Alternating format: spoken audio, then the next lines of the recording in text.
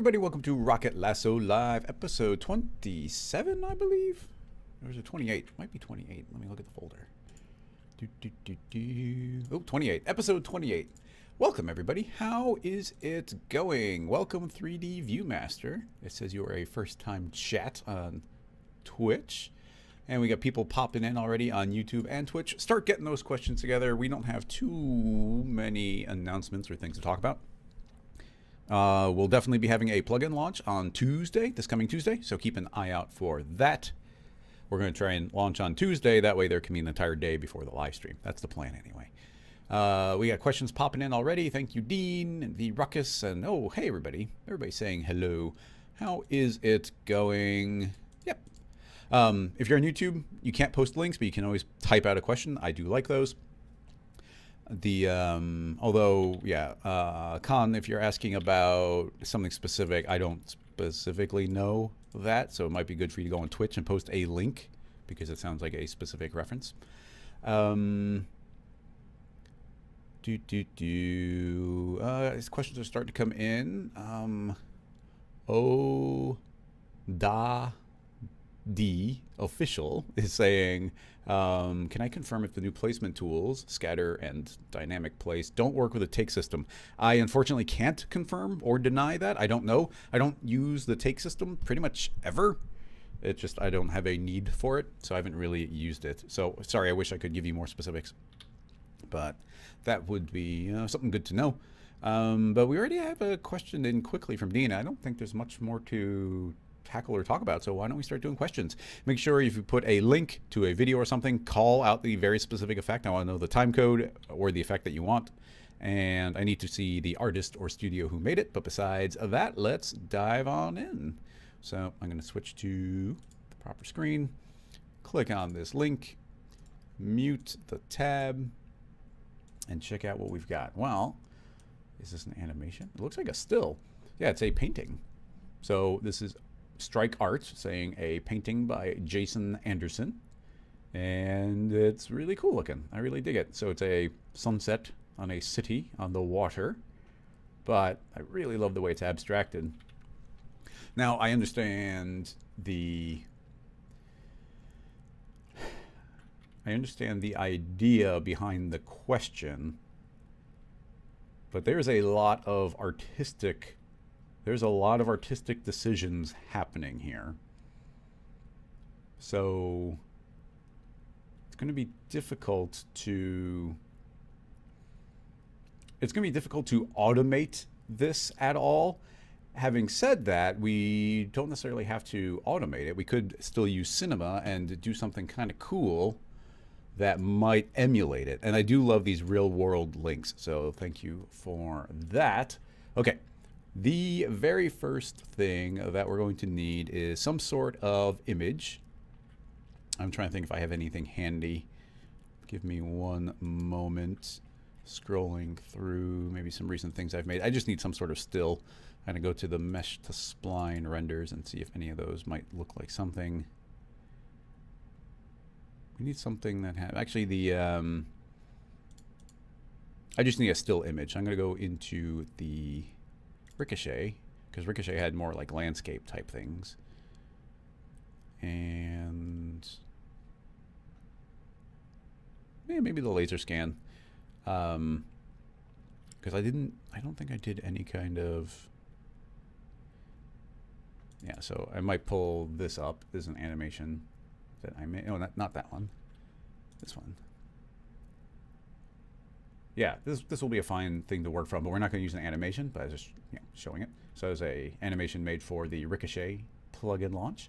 But in any case, I will open up the laser scan Mars, and here's all the still images from it, and I'll just find one that's particularly bright. Okay, cool. So let's save a scene file immediately. Give me a moment, because I want to make sure that's saving the correct folder. Scene files, number 1. Pixelate-ish. Okay. Now that that's done, I'm going to just copy. I'm going to copy this image into our current scene file by going into the scene files, make a texture folder, call it TEX for texture, paste it in. Excellent. Okay, now let's see. Let's see indeed. Creating a plane object. I know that this image is 16 by 9. And actually, we'll start out with a couple of subdivisions so you can see what my plan is here. So you can see that I've got it subdivided in a nice even way. Let's bring that image in. We might not need to bring it as an image. So here's the thought. I'm going to explode this out into all of its individual pieces. This isn't going to be the way we do it in the end, but let's try and parametrically break this apart. What would be the best way to do that? Here's the simplest thing I can think of. We'll make the explosion effect, and I'll increase that a little bit, but let's just do like 1%.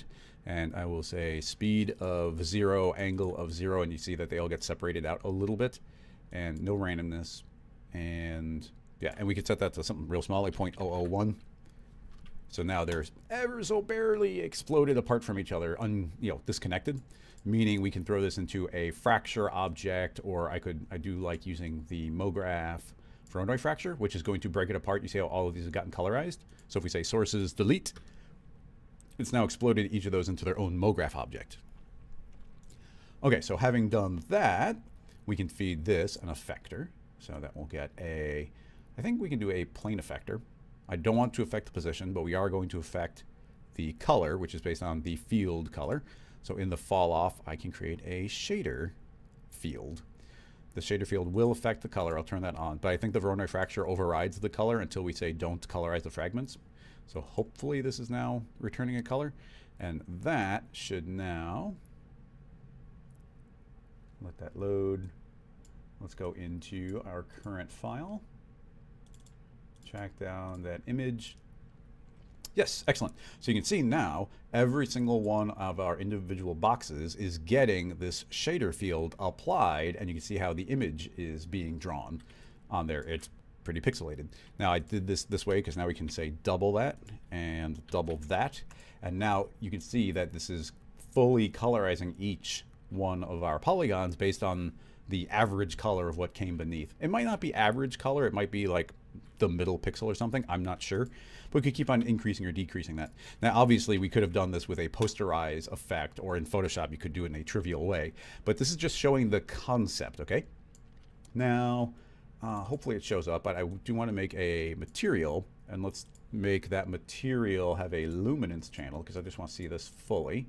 And in the luminance channel, feed it a MoGraph,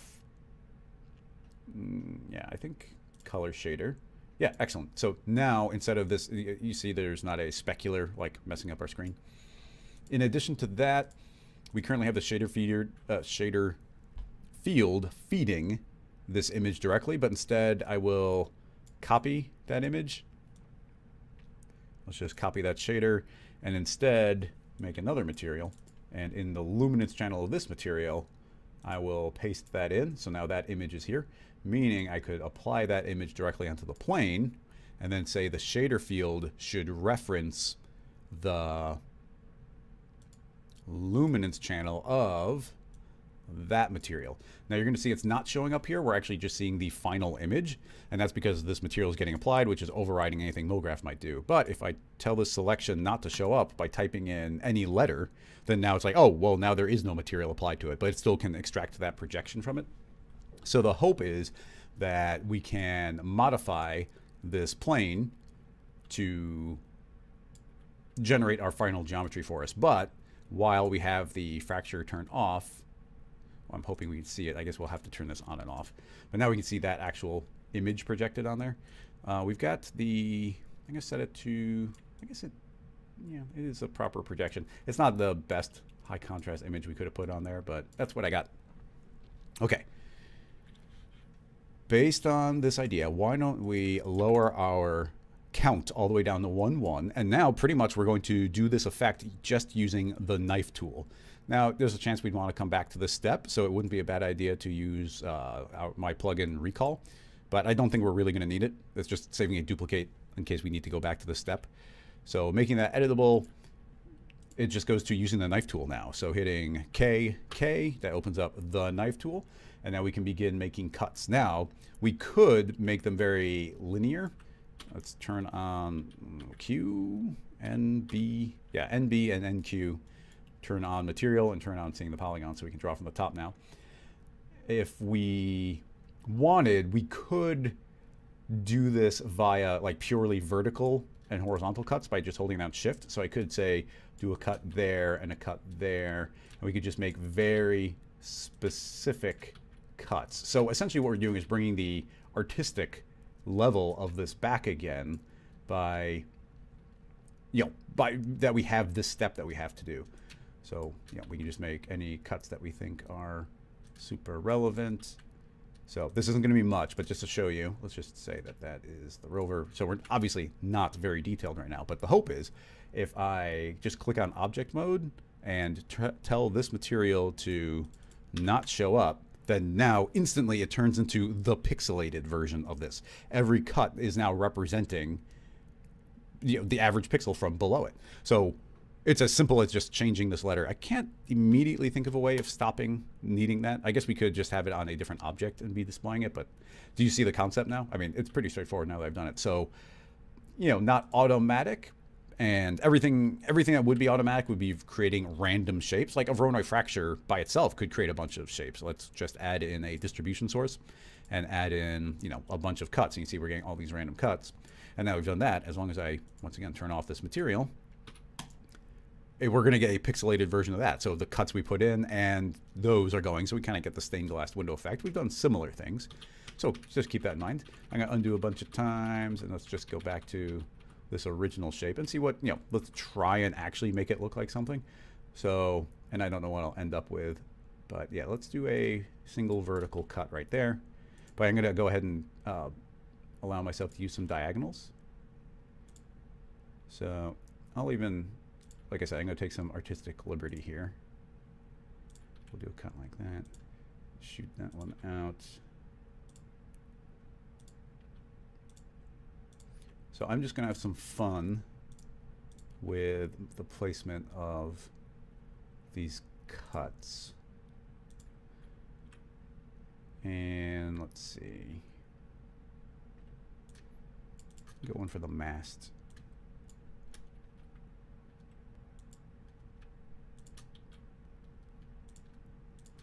Yeah, holding on shift goes a long way here. What do I want? Let's do a diagonal, another diagonal, get a cut on the wheel, another cut on the wheel. Go put a giant diagonal there. I'm just letting any given line guide the direction. I'm letting the rest of it go. And even here, that could be fun. Let's zoom up. If you need more detail, obviously you can zoom up. You can overshoot the line. That's forgiving along those lines.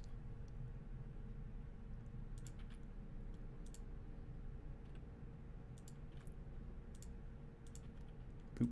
And so you do need a line to complete. Well, that's not necessarily true. I might be able to do something like that. I don't know how well MoGraph will handle that, but I think it will. So you can see I'm just having some fun putting some extra details in wherever I think that they might look nice. And even here, like, I think it'd be pretty cool to just give ourselves some extra slices. Anywhere you want there to be emphasis, we can give it more color variety. So these lines will hopefully pull a lot of attention. That's the idea anyway. And then something I had been thinking would be nice is if we just do some random chops here so that some of these highlights might show up. Also, something I should have done earlier is in this material, we can say viewport, texture size, and I'm going to say default or no scaling. And now you see you get the super high res image popping up there. So really what I want here is just some random cuts.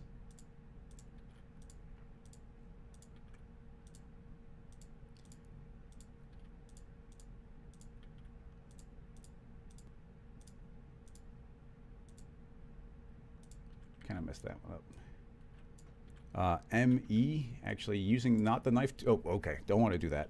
I'm going to hit undo.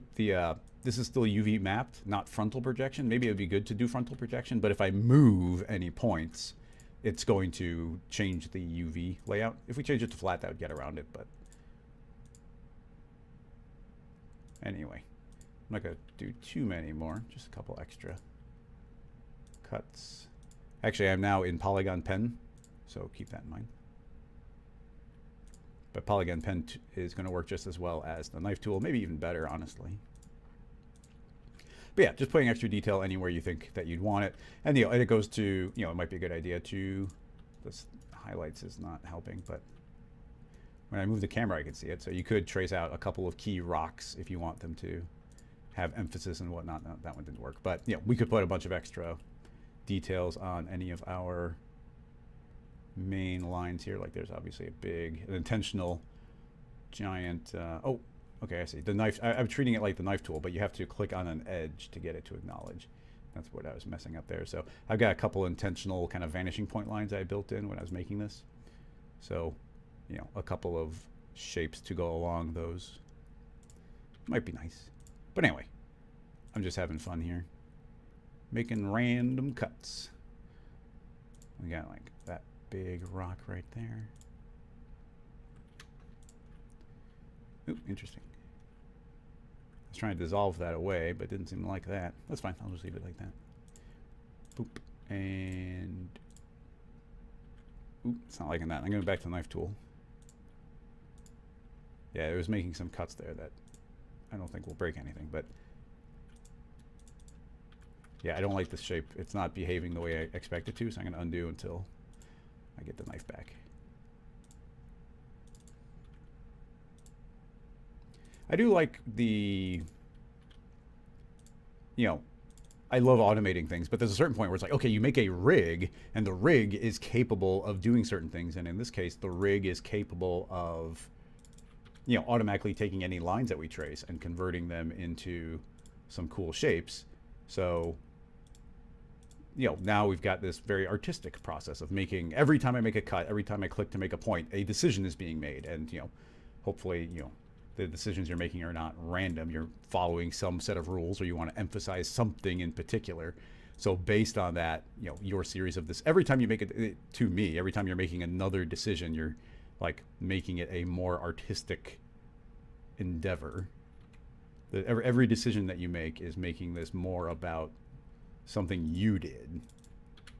Okay, anyway, that's as far as I'm probably going to go on this one. That should be the concept. So once again, simple as telling that not to acknowledge, and then we get this final image, which is all weird and abstracted, but the more cuts, the more subdivisions, everything that we do would be adding more and more detail. We've got all these base guidelines on there, and I do like that. They're probably, we could put 10 times as many cuts, but you can start seeing how you get an abstract shape going. As I said, even with these guiding lines, we could add a subdivision surface, or I'm sorry, in the Voronoi fracture, we can add a source, and that's adding random cuts, but that will add additional detail. But our original lines are going to, those already pre-existed, so those lines will still be there, emphasizing those directions. So we could keep on adding more random points, but you still see that there's still definitely an emphasis of these lines going, so it still catches your eye, and as I increase it, you get more detail. Now, an image that had more contrast, an image that had, like a sunset is a really good idea, because you get that bright point in the middle and it'll fade out towards the edge. All these rocks are very uniform, so not necessarily the best starting point we put here. But yeah, the ability to keep on cranking this up, add more detail, see the image slowly pop out from the overall shape, and create it via cuts. These individual pieces, we could scale the cells and let those stretch, maybe not on Y. Oh, there we go. Yeah, so we can stretch those cells and get something a little bit more directional if you wanted to. But yeah, that's the idea for getting the basic shape. I'm trying to think of it if there's any reason to go a little bit further and try and make, if you want that paint look, because it's really cool, but all this extra paint looks like these are things that could be done. A lot of it would, probably go to,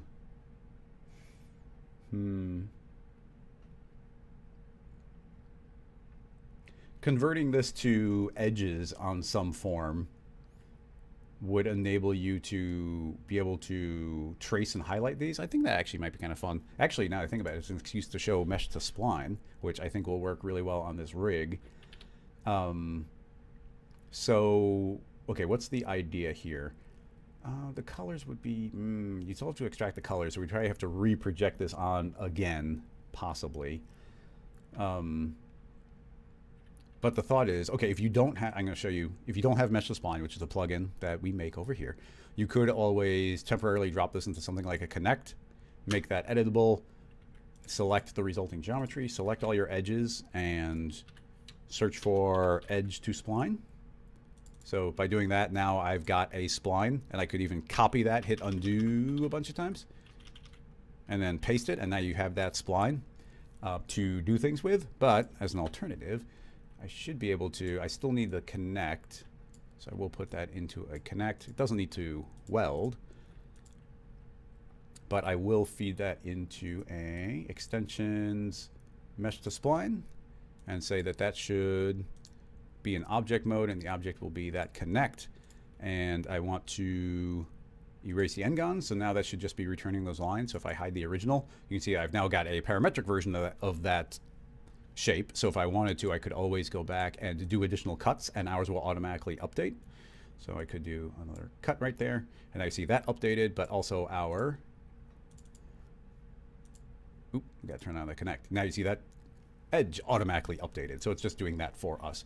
And then the idea here would just be something like, I guess, you know, if I was doing Redshift, let's do a Redshift render view. And these aren't really prepped for Redshift. Let's see what's returning right now. Just the plane. It does say it should get textures, but it seems to be eating. This connect is eating those textures. So I wonder if there's a way around this. Hierarchy-wise, I'm just not sure. But if I'd made, this is dangerous, but if I make an instance of that, put that instance into the connect, and then don't render that, then we get our original colors, but I don't know if the spline, and there still is a spline, so that seems to work. So with Redshift, if we add in a Redshift object tag and turn on whatever, let's do something physical, so we'll do cylinders, then those cylinders should be rendering, and I see we get those lines automatically outlining it. Oh, let's go to the 3D view, and now if we zoom up, we can get these individual lines, and I'm going to exaggerate it, but let's go up to like 5, and you get these really big, fat, thick lines, and we have the ability to, you know, scale or randomize them this way if we want to have variations in those lines. And now having those lines, we could start applying some sort of paint material overall, or taking on the projection of this. So if I say a flat projection of that original image, go to the top view, check out our object. You might be able to, maybe I'm gonna put that onto this and say fit to object. No. Ooh, okay. Let's do the connect version. Fit to object. Yes. Okay, yeah, that scaled it really well, and now I hopefully can steal it onto the spline, but I don't know. They also might be upside down. It's probably upside down.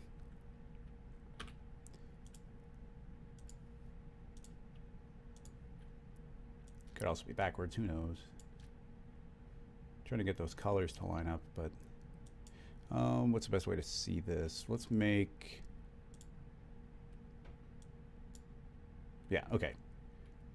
That should be the correct one. Should be. But I gotta say, those don't seem like they're taking on the color very well.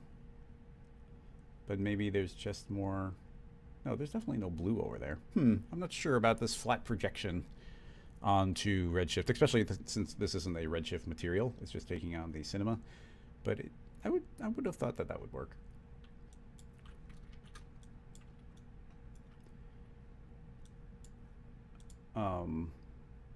Yep. Back to 3D view. Yeah, see, it's really projected quite strangely.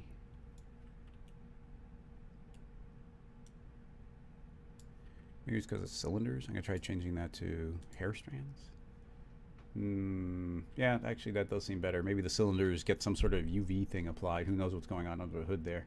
But yeah, there's a lot more detail on those lines. So we could always blur that image. But if we want to take this actual painting, which is what I'd actually want, we would have to render that out or capture that image and reproject it on again, which I don't want to do. If we were staying in vanilla cinema and not Redshift, which is possible, we haven't really done much in the way of Redshift. For instance, this mesh 2 spline could be fed into a sweep, which can now be fed in inside, T for scale.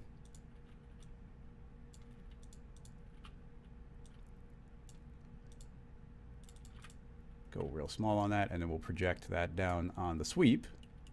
And we could, actually, it's kind of nice to do it this way because you could do really, really small, like super micro 0.1, and then you could do displacement on it to get random thickness, which would actually be really cool. So let's try that actually. We need to subdivide these lines. We have an upcoming tool. I could give you a sneak preview of something, one of the things the new tools do, but it definitely won't be available quite yet. It's not launched yet. And this is not the tool that's launching Tuesday. But we could just turn on subdivided, which is probably, yeah, let's just turn on subdivided.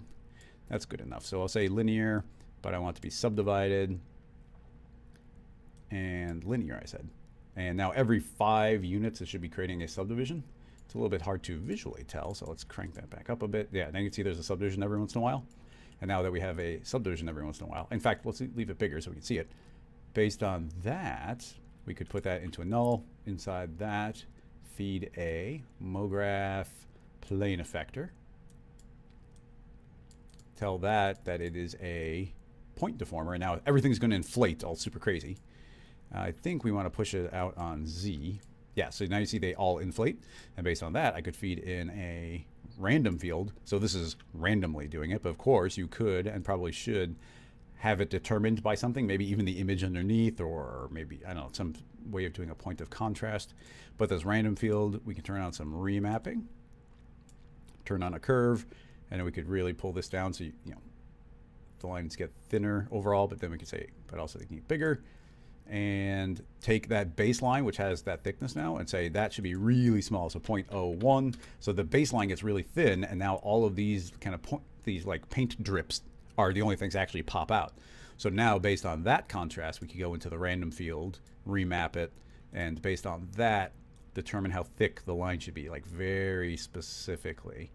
Get a lot of control over that. And different noises, obviously, will have very different looks. That's a Perlin noise, but something like Luca is probably going to be a lot spikier, and that's probably able to get quite large. Yeah, you get these more consistent lines. But anyway, you can see how you can start layering up and getting some crazy layouts there.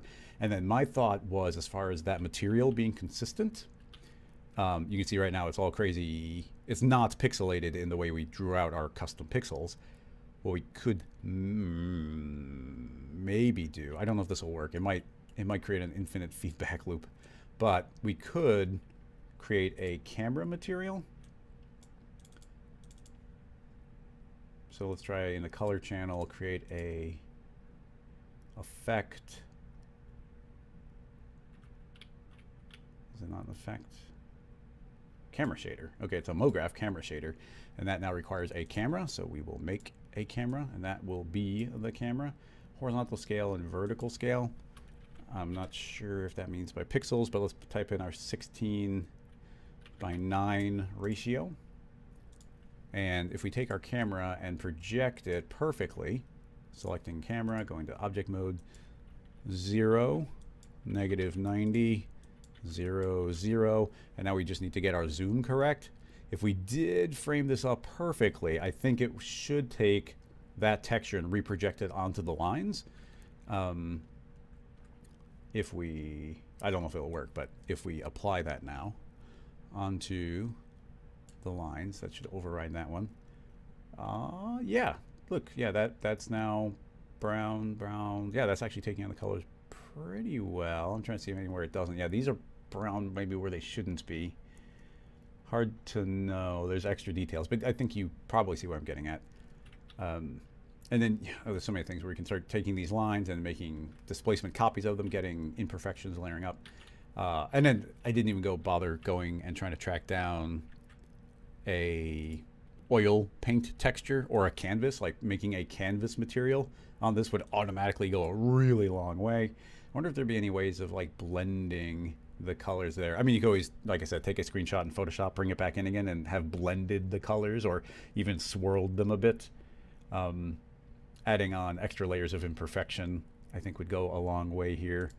Even remapping the noise. I could spend a lot of time just having fun, like changing the way all of this is laid out. But yeah, I wish we started with a better base image, but yeah, that's a lot of what I wanted to talk about in it.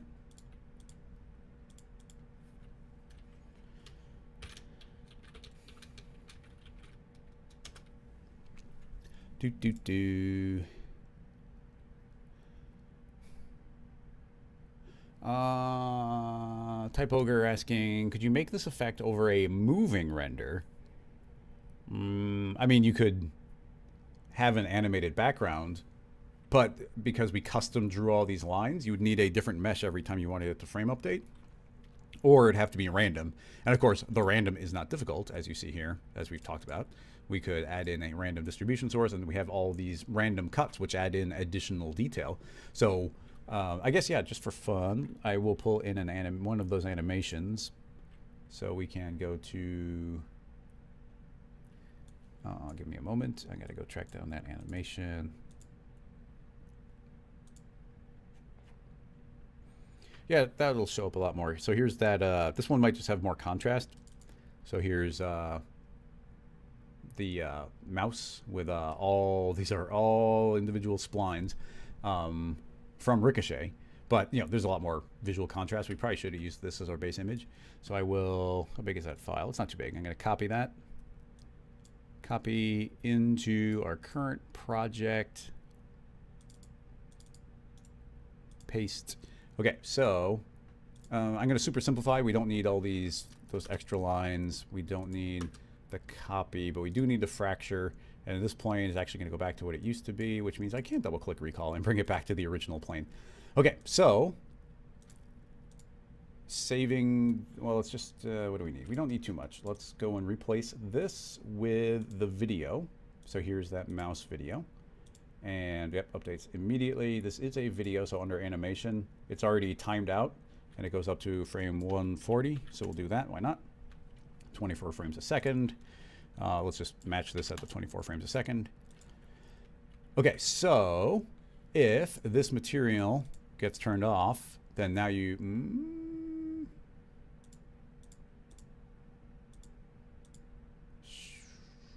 should that be working yet or not?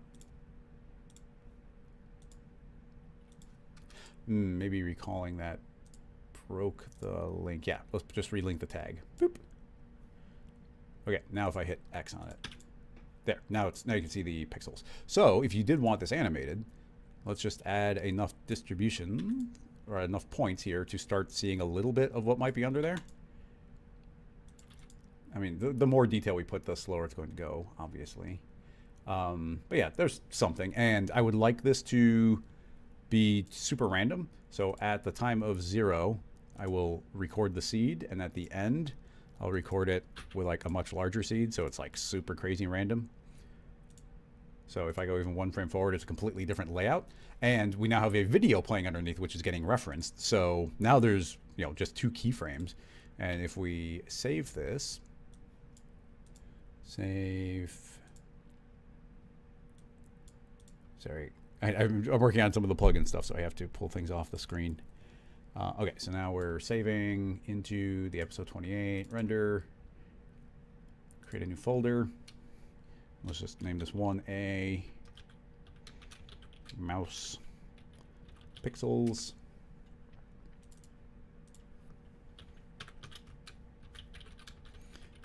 This would probably render faster actually if we set it up as Redshift, but let's leave it vanilla. If I hit render right now, yeah, so, you know, it should render out pretty quick, and you see we've got all of those. So really nothing fancy whatsoever. We could, you know, shrink those down if you want to. If you want space in between them, it's really easy to say offset fragments, I think. So if we say 1, yeah, then you get a bit of a gap there. So if you did want to emphasize the spacing in between them, which looks kind of neat, so I'll leave that on, you can do that. Okay, so let's, is that our safe frame? Yeah, there's our safe frame, so it should be pretty much framed up perfectly.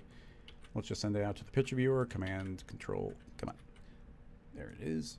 And save output all frames.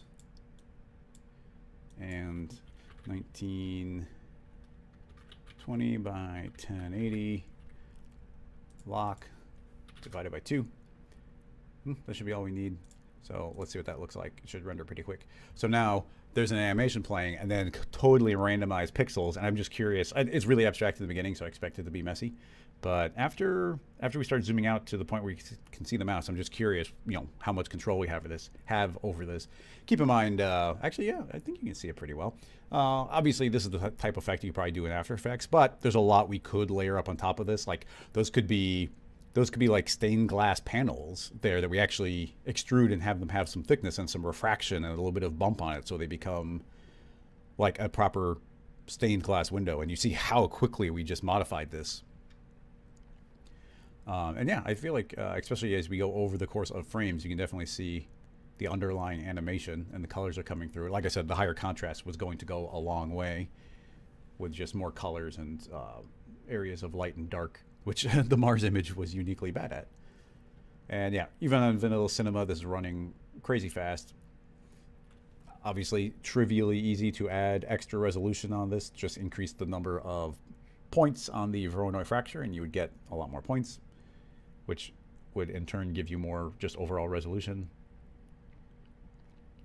That could even be something you added variation in.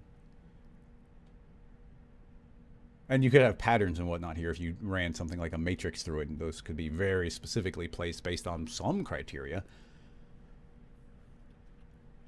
I'm not sure what criteria, but some criteria. And done. Let's see what that looks like. Yeah, it's pretty trippy, but it works.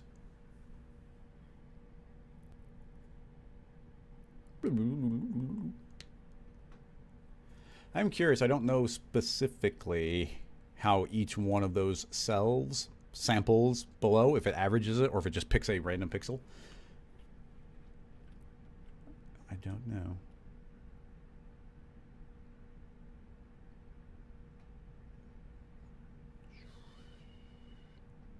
Trying to think of what. I'm trying to think if there's anything else to specifically layer. Like I said, there's a lot of ideas. Like I had just said out loud, the turning this into a proper stained glass or something.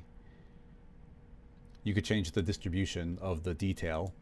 Even here on the random one, right now it's uniform, but we could do like an exponential. And now you see there's a lot more detail on the left instead of the right. Normal? Yeah, normal is from the center out. So we could have the center be a lot more detailed and the outside gets a little bit more abstracted.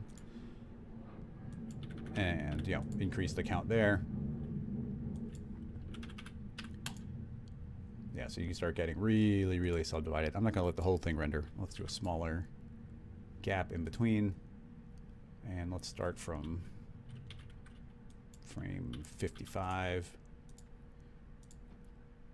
But same idea, a little more detail, and this time it's in the center. And yeah, immediately you can see how much more detail we get here. But yeah, that's kind of funny. Look, you can see how it like falls off on his foot and suddenly these big giant chunks. But yeah, a little extra detail there. So, pretty fun, and we have a lot of control over it.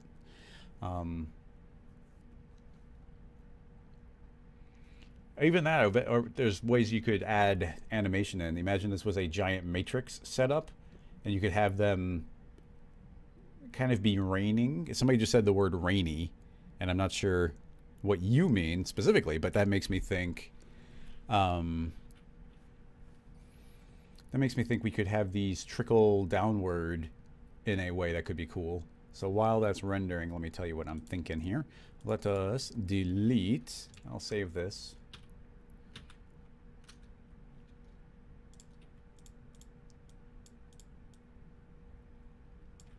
See.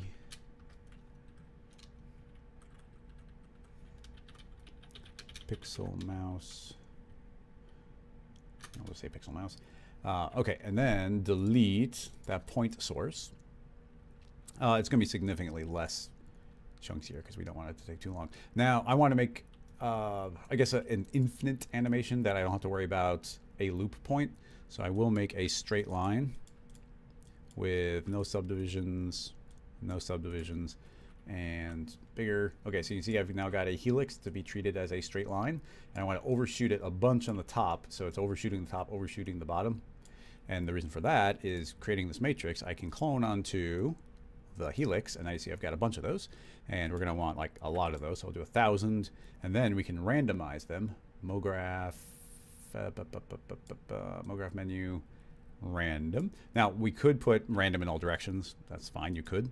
But the only one that's particularly useful for us right now is X. So let's say 0, 0. And now we're just putting randomness on the X. And if we say 1600, yeah, that's double. So let's cut that in half. Now you see that they are spreading out over the full width of this. And because we cloned onto a helix, I could say, okay, matrix, I want you to have a rate of whatever, let's say 5. And if I play, yeah, you see now that these are kind of raining downward.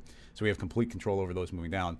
We could add additional effects and have those be animated, like slowly drifting one side to the other. I'm going to speed it up so they go a little bit faster. And why don't we do that? I will, that random is doing something very specific. So I'll add a second random. And this random can be noise-based, individual indexed. So now they're individually calculated. And it's based on a global noise. That could be fine. It's the scale should be pretty big. Yeah, if they make the scale bigger, it's going to calm those down, and now we can slow the speed down and just get them drifting around a little bit. So having done that, let's see this animation finish. Let's take a peek before we move on. Oh, freaky. That's cool though. I like this fall off on the outside. It's kind of a trippy effect. Wow. That would probably look better at a slower frame rate. I'm gonna drop it to 15. Yeah, now it's like some sort of weird flashback of some weird robot memory or something. It's cool though. Anyway, that's happening now. So in the Voronoi fracture, that can be fed a custom source, and that source will be the matrix we made. And the instant we do, you can see that the mouse is reappearing. I'm going to undo view until it comes back. So now you can see that these are now based exactly on that mouse. We can control the count, which was running pretty quick. So I'll jump this back to 55555, get 5,000 of them going. And because they're kind of trickling down, I'd like some verticalness to them. So that means let's scale the cell up on Z, I think. So let's go 2. And now you can see, yeah, they stretch. We can stretch that to whatever degree we want. Let's see how that looks. Hide the matrix. Freaky. Did it stretch the image to do that? That would be weird. Maybe not. Yeah, it's just the way the mouse is here. But anyway, let's leave it at 5 there. Let these go down. They'll be slowly drifting so we can see. I'm going to push that too far just to see how it looks. That's interesting. Fragment offset, we'll go real small, like 0.1. It seems like the offset fragments also scale, which is, I wish they didn't scale that way, but that's fine. But yeah, let's not scale that much. 5 was fine. And again, the matrices are pretty quick to calculate. I'm gonna make it 3 times as many just to get some more detail. And yeah, we could even have these have less fall off near the edges if we were so inclined. And one last thing, in the rate, we can add some rate variation. So I'm going to add 25% rate variation on that too. So let's send that to the picture viewer. I don't want to override. Let's make it a different version. Save. B. Render. Yeah, and but anyway, let's move on to a different question. Because yeah, we've already explored this one pretty far. But yeah, there's cool things we can do by converting each clone into a pixel, essentially. I don't know how cool, because the camera on the background is moving as well, because we kind of got two motions happening. I'm curious how well the vertical travel of those is going to translate. Do do do.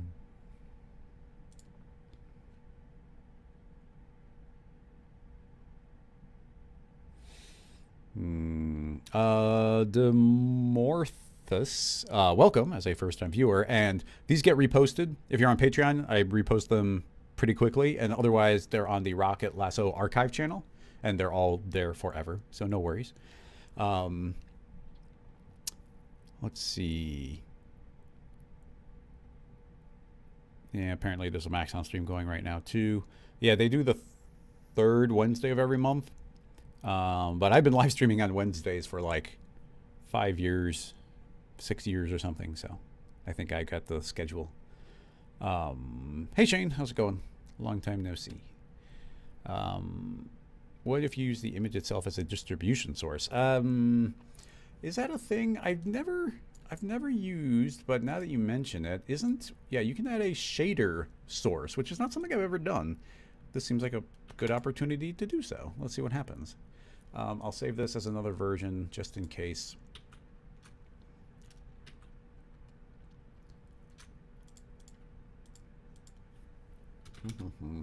What does a shader source mean?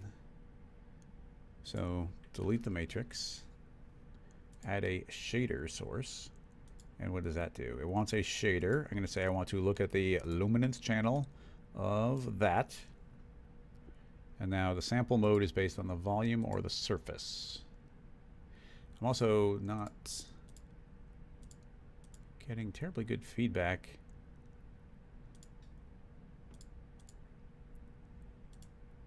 Surface, okay, surface did something. Point amount, let's do 1,000. So what is that doing? I'm not seeing anything specific. Sample precision, I'm going to try increasing that, assuming that makes it more specific. Sample depth, create points per object based on alpha. Yeah, I'm not entirely sure what this is doing. In theory, it's based somewhat on the image, and my assumption would be areas of particular contrast will get more points.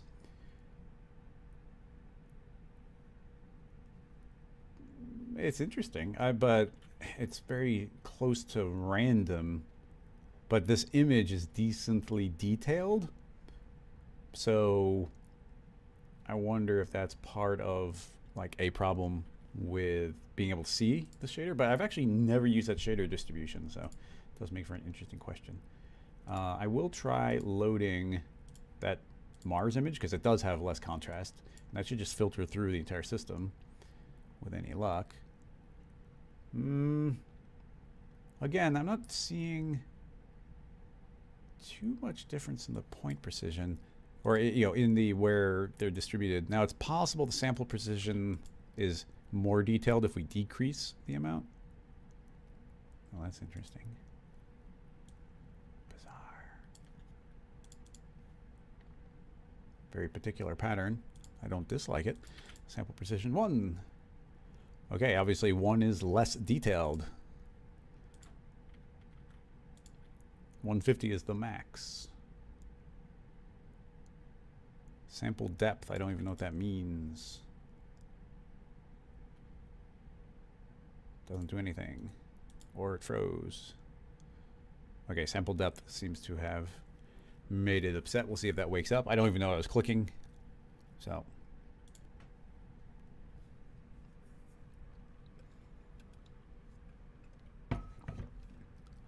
Space Noodle, you're not seriously asking that question. You better be ironically asking, because we are not going to encourage any piracy here.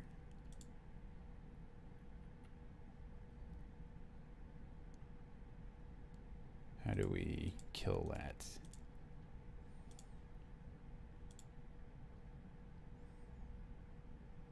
Yep, sorry.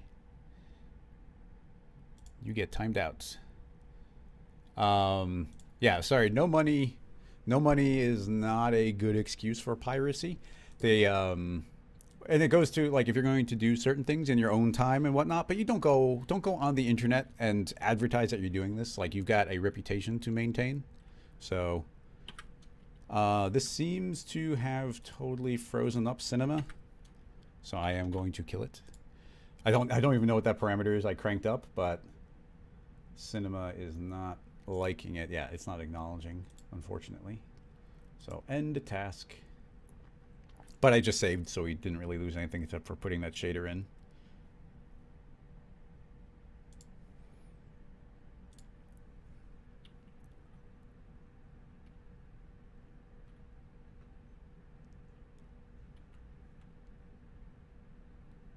It's reloading. Okay, so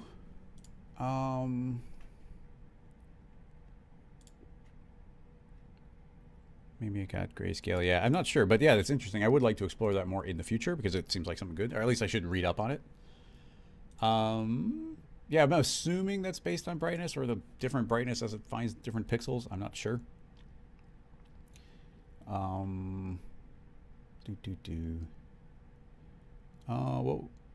What would your method be to create this effect? From Mick. Let's see what we got here. Mute. So we've got, is this off? It's hard to tell. YouTube spinning. Yeah, it's off. I'm gonna do a speed test, make sure. Fast.com. How we doing? Well, it says we got fine internet going, so this is just hiccuping. Go. Odd. I'm assuming this is the moment that you had. I did mute this, and we gotta keep it small. YouTube's a freaking ninja on canceling things. So again, did this go to the correct link? Because that looked different.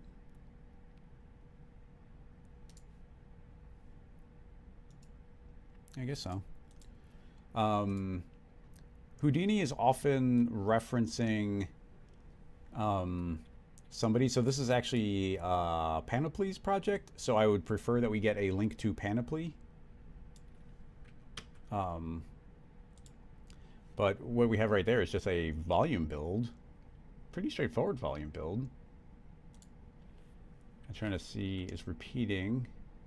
But I mean, if you're just looking at this kind of build on growth, which is cool, it's neat looking. Let me see if we can find Panoply Herodura. Yeah. So it'd be better to, yeah, Simon. This is from Simon. So yeah, this is why we need to, you track down the specific artist and not necessarily those compilation places, because we want to see, or I'm not sure if it's in there or not, but always try and track down, like, yeah, right there, you see that's the final animation. But always track down the original source and not something that's referencing the source, but still, it's a good link.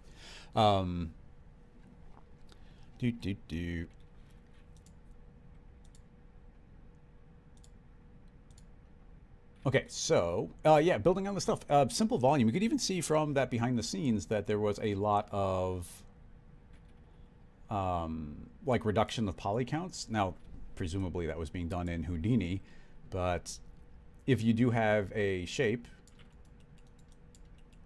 then we can feed that into a volume. And just to show you, we can put that into a volume builder, put that into a volume mesher, and then we can go to our poly count. And this is obviously not super high poly. Let's crank that up a bit. So now it's pretty dang high poly. But most of this detail is pretty redundant. But inside of your volume mesher, you can increase your adaptive. And as you increase that, you see our poly count, even just 1.1% here, is enough to say reduce, reduce, reduce, and now all these redundant ones that don't do much just go away. So we'll keep that in mind as we go. And while testing, we'll keep this semi-reasonable. So what I'm thinking is we just need to start feeding in some fields here. Maybe we can do a group field. So I'll say group field, and in the group field, it'll get a linear set to, it's always the opposite of what I think, so I'm gonna say y minus, and then also create a random field, and that will multiply on top of it. We don't need color. Okay, that's the idea. So in the volume builder, can we drag this group field And okay, volume. So we get the group field, and then we say that the group field should exist anywhere, not based on this box, but based on the objects below. And as soon as we do, you can see we get this crazy blobby shape happening down there. Good so far. Now I'm going to say I want to see where, well, it's the union of the two. So let's say subtract. So it's subtracting on the outside. It's not as much of a volume as I thought it would be. Let's try turning off that random and just see the linear. And the linear just seems to shrink it a bit. I would have thought that that would fully erase it. Let's try changing the linear to a box field. And even the box field,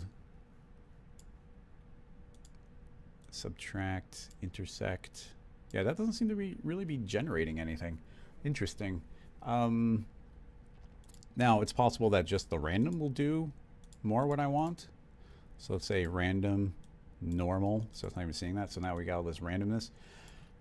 I would have thought that this would be randomness in the entire volume, but it seems to only be on the outer skin. Is it possible? Oh, there's a threshold surface. Is that how far? That's interesting. I thought it was the entire volume.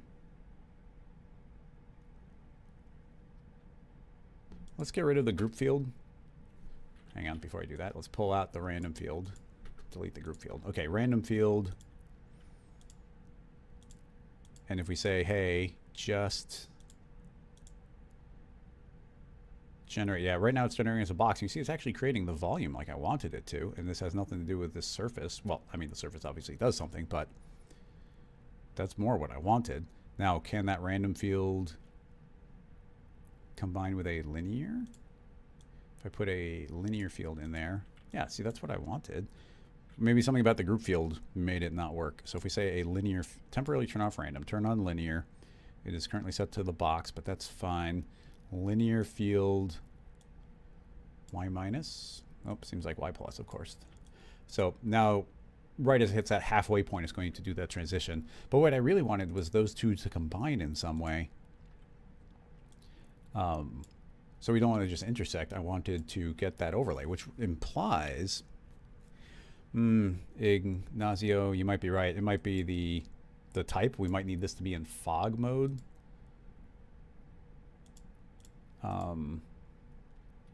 Yeah, so if we take the I think it goes vertically. So we take the random and we subtract. Yeah, there we go. We subtract the random from it. So now if we make the cube, but the cube needs to be a volume as well. And you see it's not even being acknowledged. The fog is not seeing that, so that's volume based, which is interesting. We're okay. By changing this mode, we're definitely, well, putting both the fields in and changing this mode puts me in an area where I don't have a super expertise here. That's not to say that we can't make some interesting things happen, but I'm not going to instantly have a direction for us to go in. So a thought being, instead of using the cube, we'll use a box field, because a box field might be able to be acknowledged, yeah, as a volume. So box field set to normal, and this is currently set to box and not the object below, which means, yeah, we can, well, that's scaling it. Coordinates, position, I guess scaling it.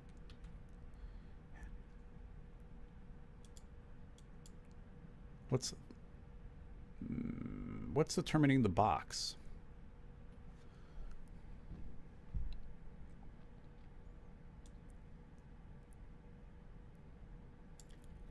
I'm not sure what the limiter is here.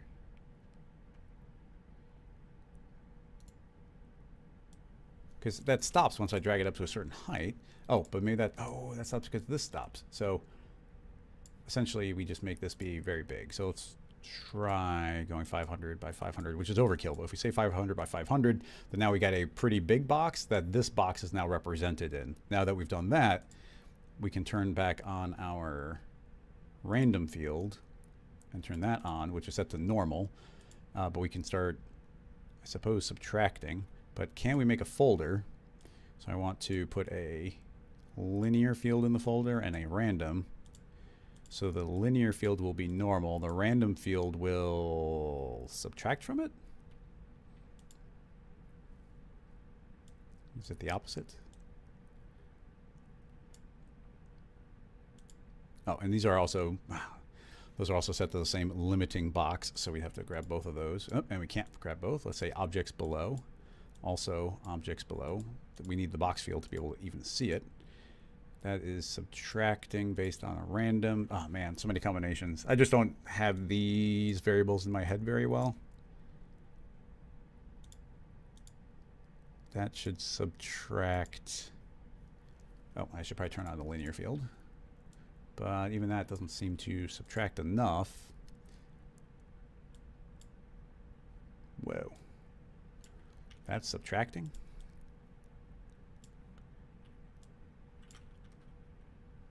Oh, this is turning into pure madness.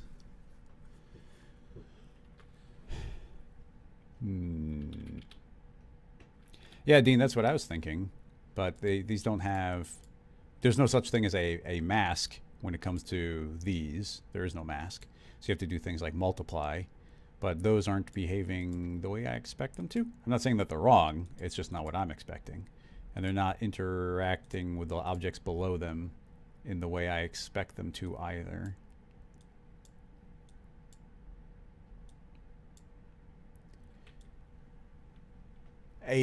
There's going to be a combination of these that does do what we want. Because right now you can see if I pull this down, that we're kind of getting the opposite effect, where we can actually see this cloud of noise generating the mesh as it passes through. And then it's even got the hole in the middle. So it's all about just the proper order. We got the right ingredients here, but we need them mixed in the right way. And fog is just not something I'm terribly used to. Subtracting. I mean, I want to intersect, but there's no intersect. So if we set that to add, and then that's multiplying. If we say add, nope. We want something subtractive. Multiply, but then we're getting those all over the place. That's closer. So if we flip our field around, we got some of those floaters on the outside, but you can see that we're close to getting those.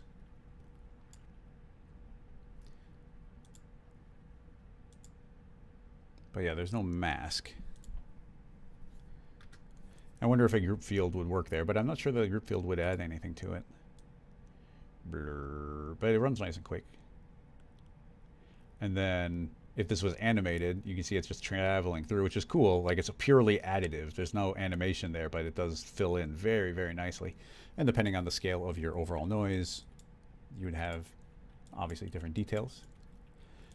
There's definitely going to be some floaters inside there, but you know, there you go, more detail as that would go upward. So you get your final shape. Yeah. Trying to think if there'd be yeah, Mick, just turn it upside down. Yeah, there's going to be perfect, proper ones. I just don't want to spend a lot of time like guessing, checking here. I should play with fog more in general, just because there are obviously things that you can do with fog mode.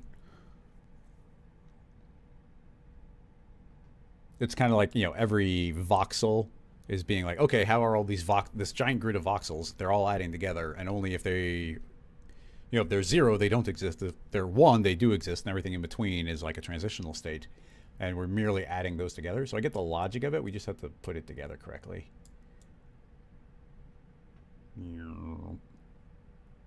Yeah, but I'd rather tackle another question. So if anybody has another question, get that posted.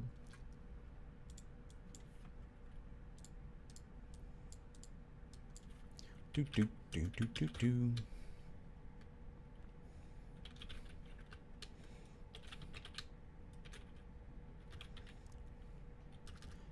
Multi-block, volume, fog.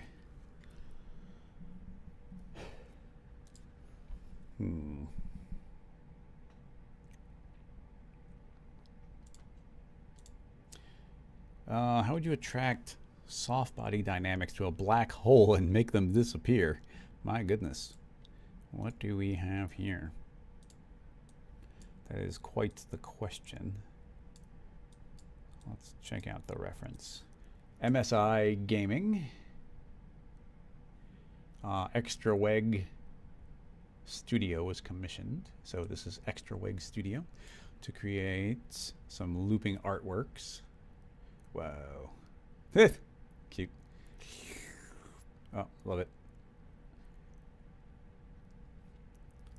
Yeah, it's cute. This is very MoGraphy. Whee! Okay, yeah, that's super nuts, but I see what you're asking. Okay. Let's think.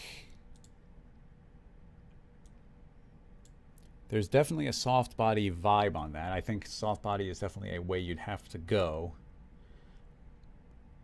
And, well, here's the thing. Well, first of all, that's not necessarily cinema. There's a good chance it's not Cinema 4D because there are very specific parameters.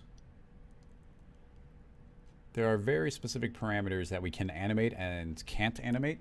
And one of the parameters that's really cool to animate, let's keep this simple for instructional purposes. Creating a sphere that's set to a triangular layout.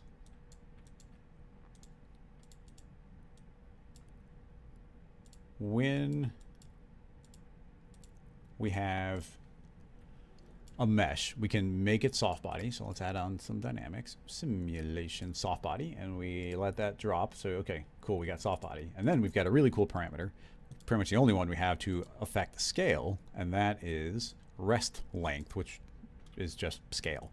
So we can shrink things with that. Now, there is a map here, and maybe that's how we can get around this, although this is super dangerous stuff. So immediately we shall save this.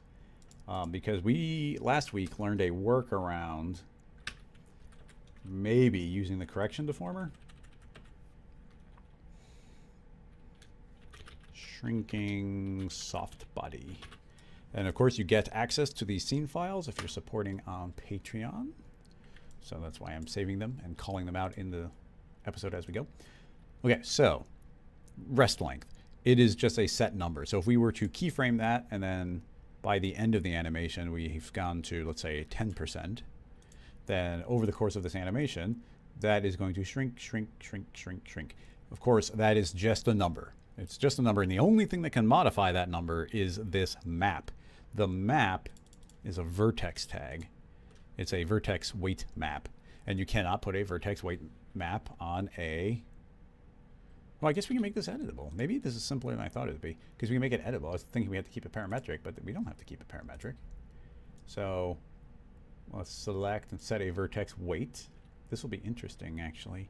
So we'll set the weight to 100. Actually, we don't have to set it to anything, because we're going to override it with fields and make a linear field, not a child. And set that to y minus. Yeah, y minus. Delete the freeze. Set that to normal. Okay, so now you can see that. Oh, no, it's the opposite. Y plus. So now you can see that it's at full strength right there. So there it's 100%. Down here it's at 0. I want to be careful and never quite go to 0. So we'll set the minimum to 10%. So even if it goes all the way down, it's only going to 10%. So now we shrink that down and move it down. And then move the floor even further down. And now the idea is if we say that the rest length is 100, but then we multiply it by that, in which case it's going to be multiplied by 10% as it passes through here, down to 10%.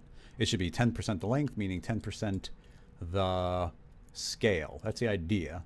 So nothing to do but to do it. So let's hit play. Oh, it worked. Okay. This is more straightforward than I thought it would be. Because in my head, I thought we had to keep it parametric, but there's no reason to. So now you can see we actually do have this be field driven. So yeah, that's almost like the entire thing. So here's some of the basics. I wonder if it works on multiple, like if we clone that, does more than one work? 500, let's just keep it simple, 2 by 2, 500. Okay, so if we change that linear field again to a box, we can even set it to spherical, honestly. So we'll make it spherical field and give it some fall off. Okay, yeah, we got lots of fall off. So there's the inner. So that is a spherical field. Move that. Let's zero out the floor. 0 out the spherical field. Okay, so that is erasing things out. It'd be better to do a cylinder, but that's fine. Okay, those are soft bodies. They're going to fall and really not do anything. That should be fine. Burp. Okay, and then we need to make them... Actually, before we do, let's just test it. So if I move our spherical field... Yeah, okay, see, it's affecting all of them at the same time. So you can't do it in a cloner. Just because you can't do it in a cloner doesn't... You know, it's not the end of the world, but it does mean you have to make it edible if you do want to clone more than one. But for the most part, it just means you're making one rig and then making more than one at the time of running it. The fields are disappearing on me. Do I have fields? Oh, I do have fields turned off. Okay. Usually I like to hide them, but only when I want to hide them. So anyway, what I was going to say is we can make that and then create a simulation force, field force. That will get a giant spherical field. It will get its own. We'll make a huge, super huge, remapping, full power. Actually, I'll do 99. And that should pull this, that should be giving that a directional force to either pull it in or push it away. Let's see which one. Okay, why did that shrink?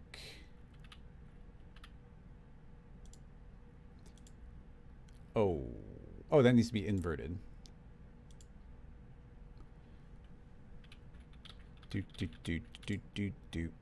Remapping, invert. Okay.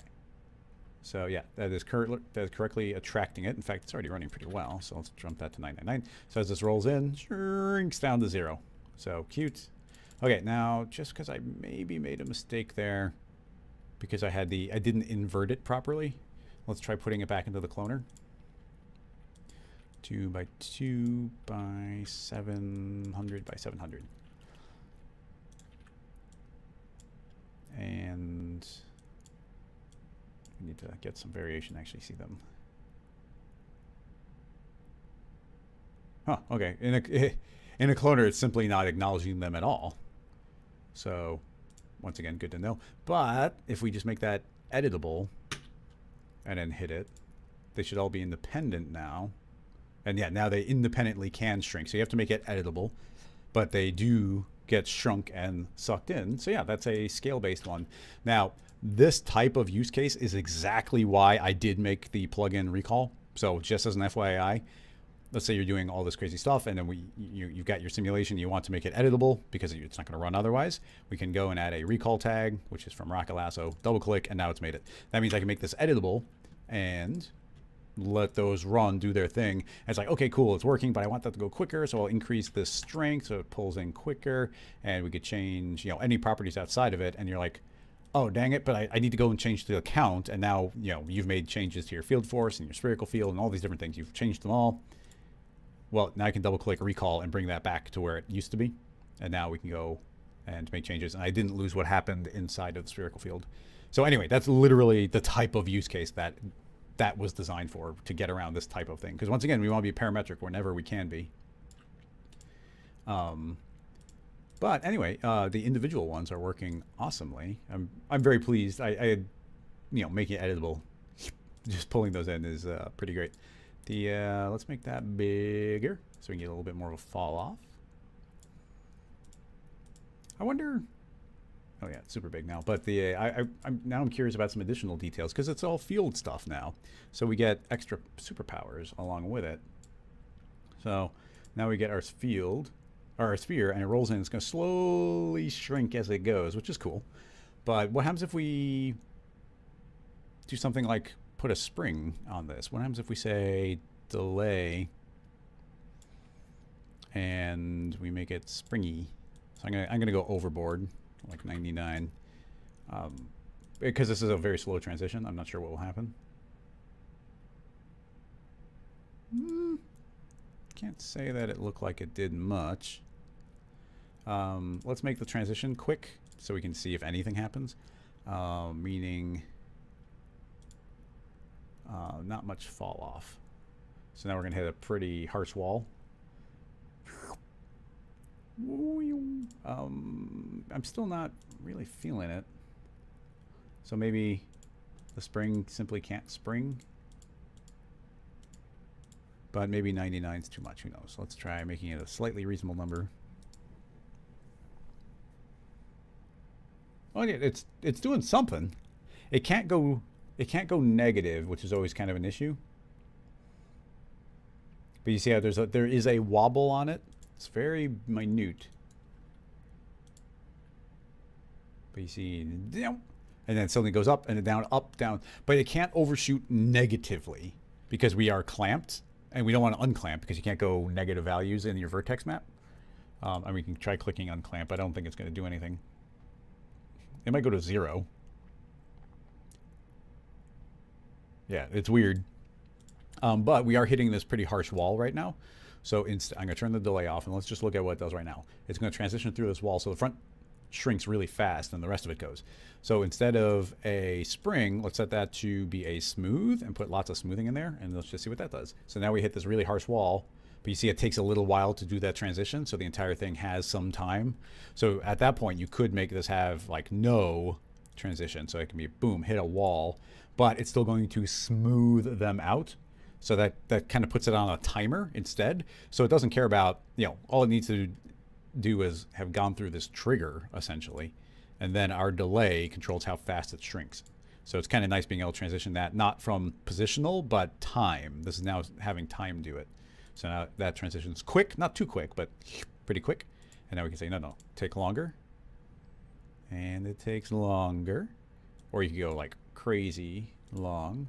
And that's going to take a big chunk of time to slowly transition. So yeah, some nice additional features you get by tinkering there. Can you get to stretch? Can you get to stretch? Well, I mean, this is the rest length, so yes. Okay, how do we do this? If we say that the base length is double the current size, then immediately this ball is going to double in size. You see it's going to get bigger, so we can stretch it. It's gotten bigger. But that means baseline, we want it to be only running at 50%. So here's a spherical field, and that's outputting it's going from 100% to 0 inside of the circle. But really what we want is this outputting 50% on the outside, and that would put it at normal scale. So spherical field here should be a strength of 50% potentially, or we just say a max of 50, I think is better. So now you can see it's already at 50, but that means it shouldn't change size. That is now doing 50% of 200, 50% of double its original scale, which means it doesn't change. But that does give us the option of putting in an additional modifier of some sort. So let's just do a box field. That's simple enough. So we can do a box field here, and it's going to be pulled straight through still. And as long as you put the smoothing there, it's fine. But there's a box field, and that box field can be doing anything. In this case, I will say it is max, so it's kind of adding on top. If it's a bigger number, it's adding on top. And that will go all the way up to 100, and we could do no transition, pretty much no transition there. So that should actually double its size. So when it passes through that box, it wants to go twice as big. So, oop, it's a child of it. Don't be a child. Now let's see. And, oop, didn't seem to trigger max to... Oh, this delay is still turned on. Let's turn off the delay. There we go. You see, just as it's going through that box, it's like bigger, and then it stopped.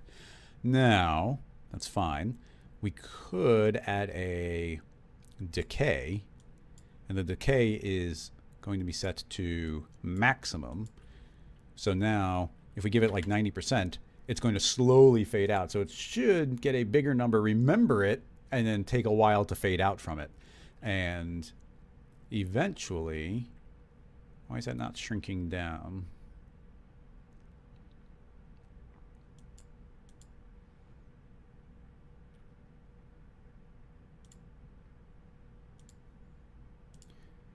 Why isn't that shrinking? It gets bigger.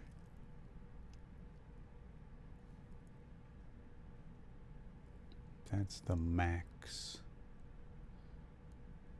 That should have nothing to do with this. Why is the sphere? What did I changed the sphere to be a max of 50%, but it's a min of 10, which means it can go as small as 20. But it looks like it's going.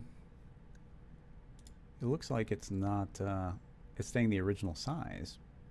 What did I break there?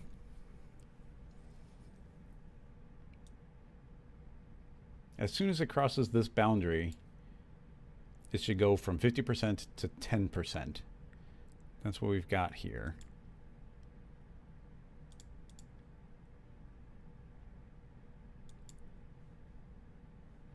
Everything's turned off.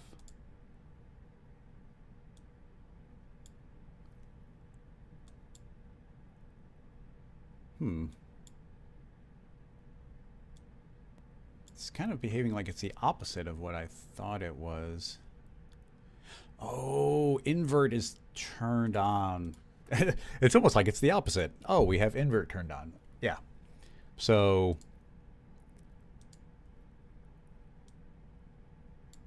does that mean it should be a minimum of 50 and a max of 100? That's too big. The invert's going to really mess with my brain. As soon as you invert something, it gets real unintuitive. Because really, let's put that to 5 and put this to 50. Now, that means it's going to be tiny on the outside. And then as it slowly gets dragged inside, let's make it a little bigger. Yep. So now as it rolls, as it transitions here, it's going to get bigger. Which is fine. But if we say the opposite, the max of 50 seems to not work with invert. Invert is expecting a maximum of 100. I think that should be our takeaway. So let's say that that's a inverted min max, and then feed in a curve, and this can remap it to, let's reset that to, let's say 50%-ish, and a little bit not quite 0-ish. Okay, so that shrinks on the inside now at 50%. Yeah, so that stays the same. Okay, so we had to remap after the fact because it doesn't, the sphere max of 100 is needed to properly make sense of an invert. Okay, so now that that's happening, we can put this box. You see that box makes it get bigger. We can put the delay, which is going to make it remember it being bigger, at least for a little while.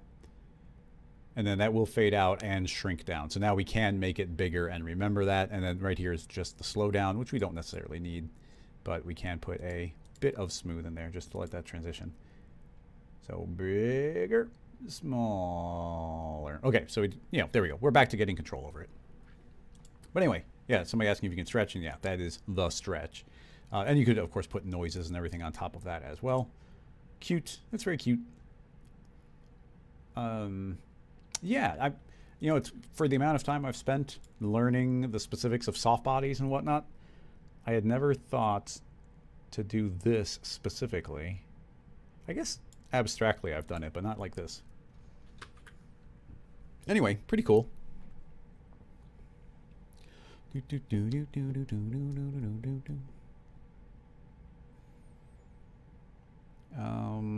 Any soft body setting that could spaghettify it?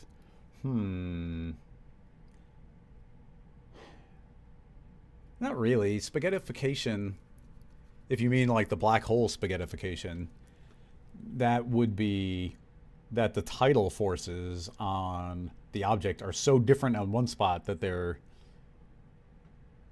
they would literally rip apart like your molecules, because the tidal forces are so different from like your head to your toe. And obviously cinema can't simulate anything like that crazy accurate. But it also goes to like, that's a thought experiment and doesn't really make sense, where it's happening so quickly that it happens so quickly it just would look like it's disappearing. So visually that wouldn't really be a thing. And then really all you're talking about in reality would be parts of this object being affected by a field force more or less. And these field forces could probably be driven quite easily via a field. So as a modification, because we've already kind of got this rig here, if this is just a linear field, so you can see, okay, so I've intentionally put this here, so there's a linear field running over the overall shape. That's now got nothing to do with this. Clear that out, put us back to a default scale. And that should hopefully move with it. Yeah, so it's moving with it. Hopefully that keeps the vertex map coherent. Yeah, working surprisingly well. Now, that's getting attracted by this field force. So if I say mask that, and I mask it by this vertex map, then now parts of this are getting pulled and parts of it are not getting pulled, is the idea. Doesn't visually represent it too hard. Let's try making it like that. So now kind of only this tip should be kind of having any forces applied. So you see, yeah, you see it tried to pull it there, but now it's not really tugging on that. So it's like, no, I give up, and it falls over, but that part's still getting tugged. So as we increase the power here, I would expect, well, there's a lot of friction as well. So that friction is saying, no, you got to roll, but this part is still getting pulled. You see it's going to accelerate. Yeah, watch. So this is working. This is going to fall, and keep in mind that only the yellow is getting pulled. So then it's like pulled, but then friction is saying, well, you got to rotate. So the entire thing goes really slow. But as soon as this goes up and starts accelerating, the entire thing speeds up. So it's going to speed up, slow down, relative to itself, because only part of it's getting tugged. If we get rid of the friction on the floor, then that should just be able to slide, and you'll see that front side is what's getting pulled forward, because, and then it should spin around, because now that wants to pull over there, and then that gets tugged.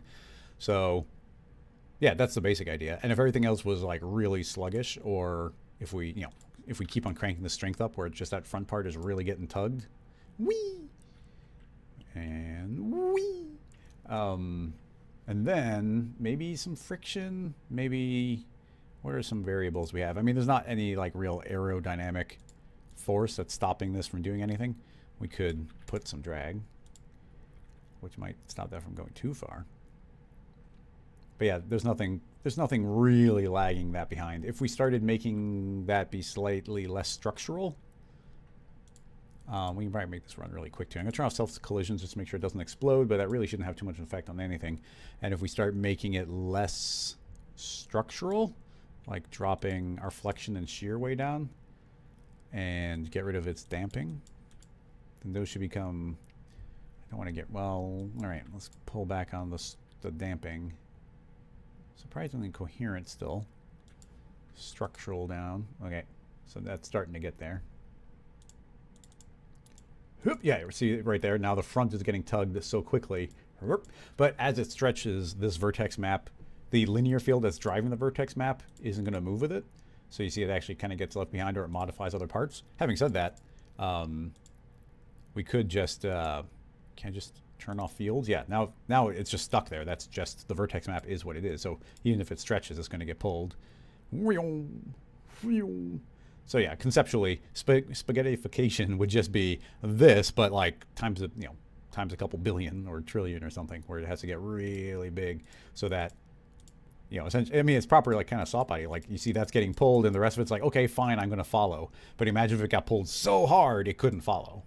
I don't even know if that was really your question, but I happen to know a decent amount about the concept of spaghettification, so I could actually tackle that, even if it was an ironic question. I'm going to crank this power up even 10 times stronger, and frame by frame, just so you can see it's going to get yanked, and look how long it's taking for the rest of the model to even realize that this is happening. Now there's like no chance of that crashing, because I made it so that they're not colliding with each other. But yeah, you can see that a whole bunch of the model just doesn't care, but other parts of it are like whee. So, you know, more weird cuteness, more weird things to do with soft bodies.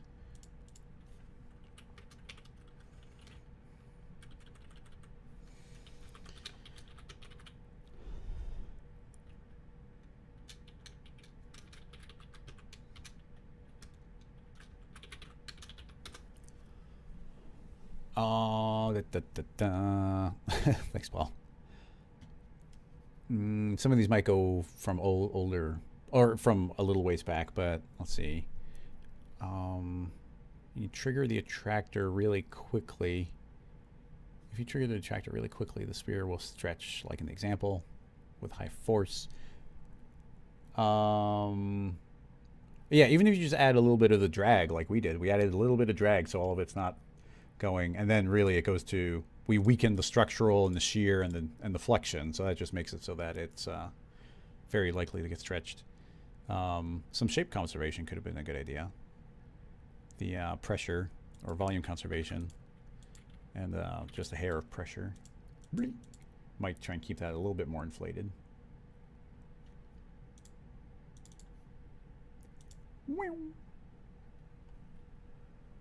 Pretty funky. I mean, it's all live too, so I could grab the spherical field and say, "Come over here, come over here," and look how like it's so like quick and responsive trying to get yanked over to that spot. Oh, it's now the spring's all broken.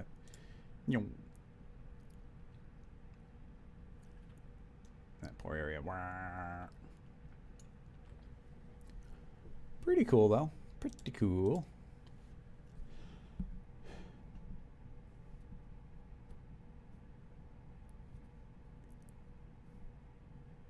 Yeah, friction on the floor would exaggerate it. Just like I said, putting drag on it exaggerates it. Could you add a field on the outside that turns on and holds the mesh so it doesn't want to go further?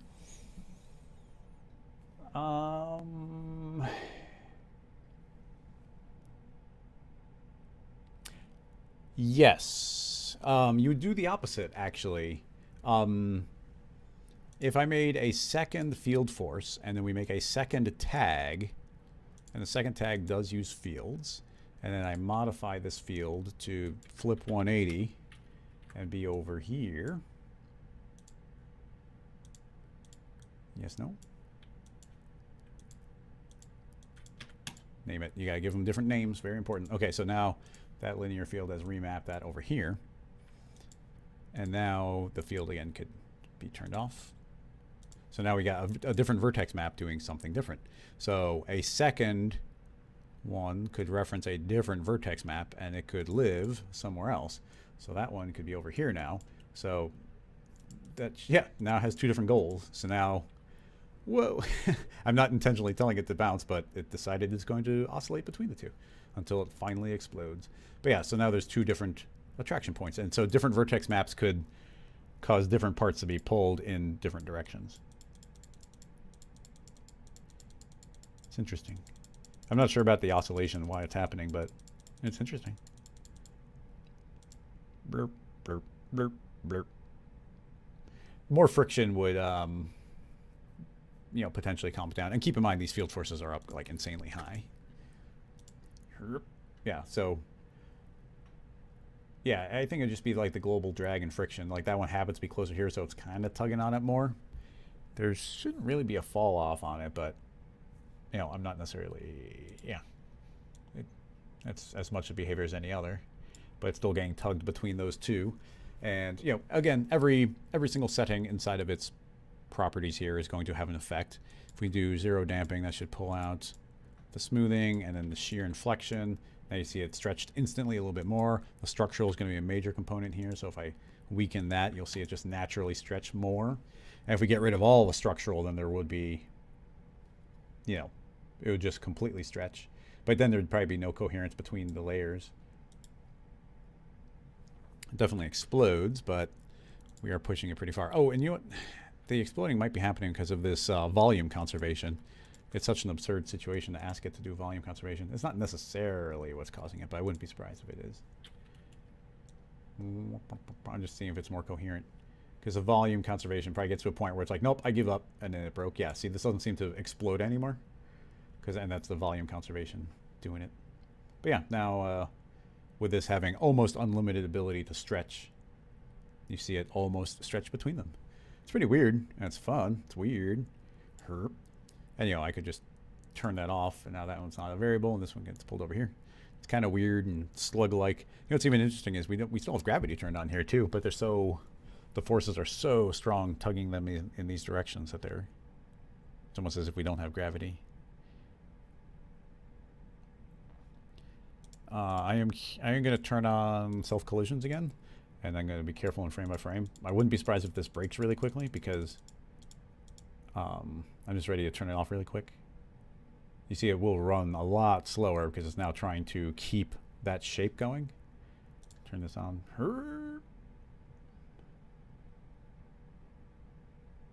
It's weird.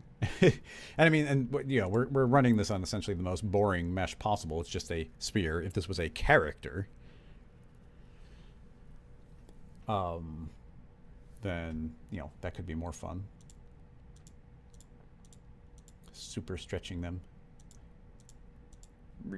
Yeah, I mean, this is kind of behaving like some sort of slime.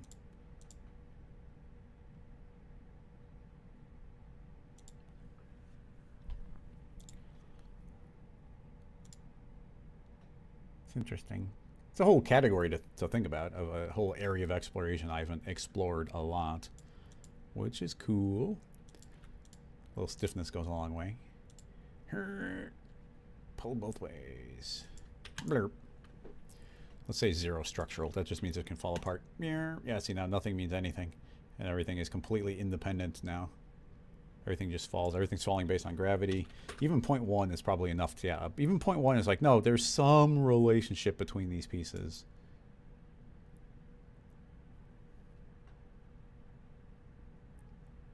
But yeah, there's not even like a volume there. I'm curious if we did feed that into a volume. I'm not sure it will work because volumes or dynamics don't interact with other systems very well sometimes. Volume builder, volume mesher. Stretch. Yeah, that worked okay. I mean, eventually, I wouldn't be surprised, and it does seem to be happening, where some of these walls will get infinitely thin. They might pass through each other, so even if you were doing this, I'm going to double the structure, which is still not very much, but you know, now we've kind of got this clothy, gooey stretch. The volume builder would probably be a good idea to create a dilate to slightly inflate it. Like even just a little will go a long way, just to make sure that those infinitely thin walls are enough to have some volume. Stretch. Yeah, it's still running pretty well. And you know, we do have the ability with all the stretch that I can just pull the goal to these different areas. You can definitely see the individual polygons having their way, so you probably want a slightly higher polygon object. But it's definitely interesting. Definitely interesting. Blurp. I guess I'll save that.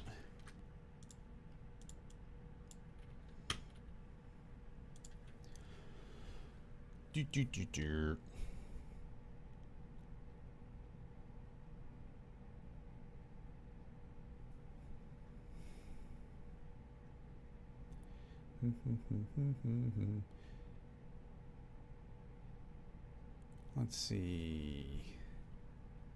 Good conversation.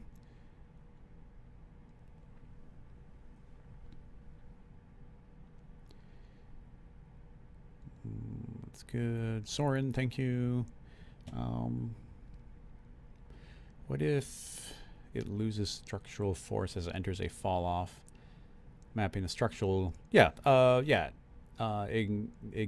that it's a very similar thing, that these vertex maps could be fed into any one of these parameters to make it weaker. So it could enter a certain area, and once it's in that area, or whatever part of it's in that area, suddenly becomes like really floppy or really stretchy or really stiff. Like we have control over all of those things, which is a lot of power. You could keep on creating more vertex maps and have it do completely different things depending on where it is.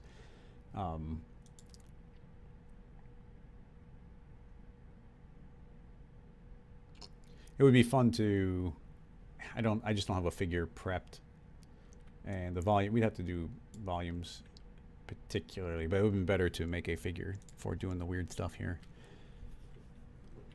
Do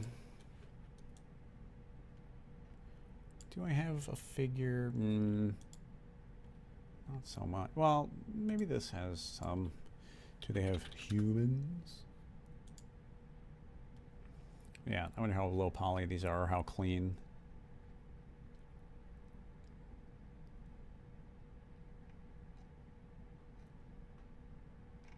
Two-dimensional.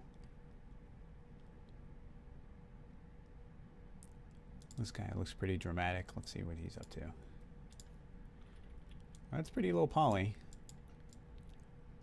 So I'm gonna scale him up a bit just to make it more coherent. Let's see what happens. So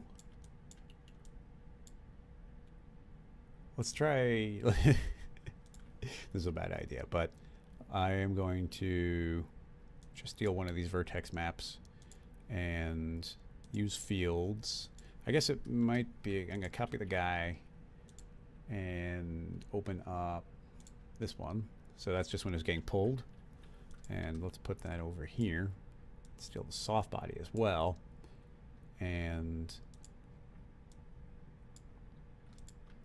is this the proper setup?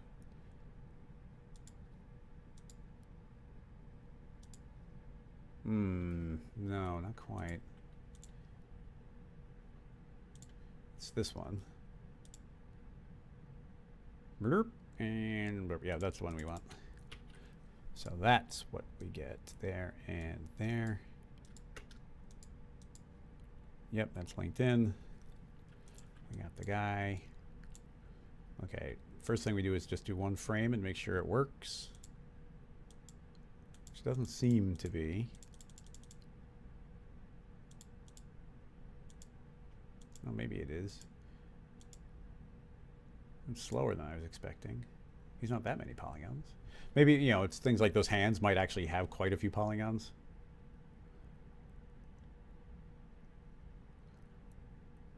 Let's just see what happens. It's running well enough.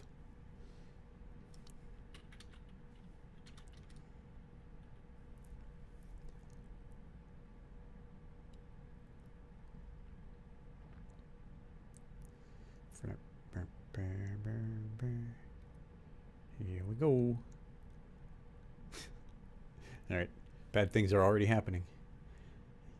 His top half is inflating.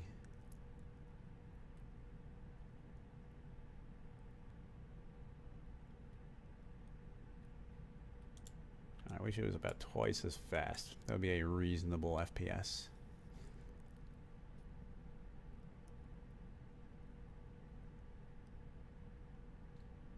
It doesn't seem to be getting dragged. Maybe there's still some friction.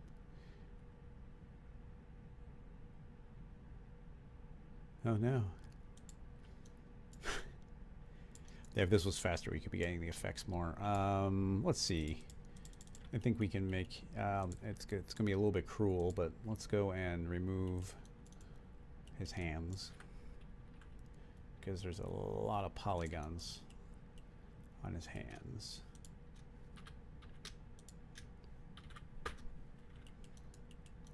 And how about his feet? Yeah, that seems alright. But even just getting rid of those hands might have been like half the polygons. Yeah, it's already a lot faster.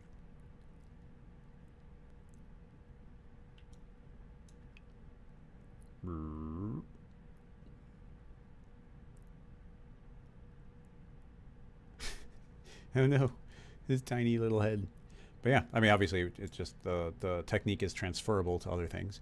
I didn't think there was any friction. No, apparently there is. Zero friction. Whoa. Oh, that's horrific.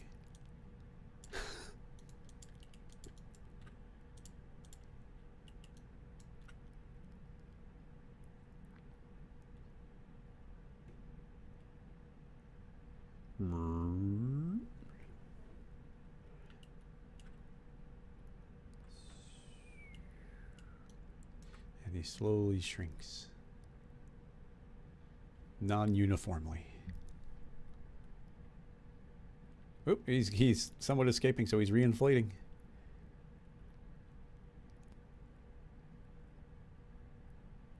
But he can't escape forever. I guess a little friction would go a long way here. Oh, tiny legs. Eh. It's baby legs. But yeah, obviously works really well. Just, you know, I could even just copy it directly from one mesh to the other. But yeah, if we were doing this in cinema, this is the way I would tackle it. There'd be a lot of calculations to make sure that those that many figures were all getting pulled in. I wonder if you could get away with some pretty dang low poly versions and make that transfer. That might be kind of fun to do. How much time we got? About 15 minutes. Is there a T-pose version of any of these? Unfortunately, there's not, but we don't necessarily need them to be T-posed. I'm surprised that they only have these figures non-T-posed. What do we got here?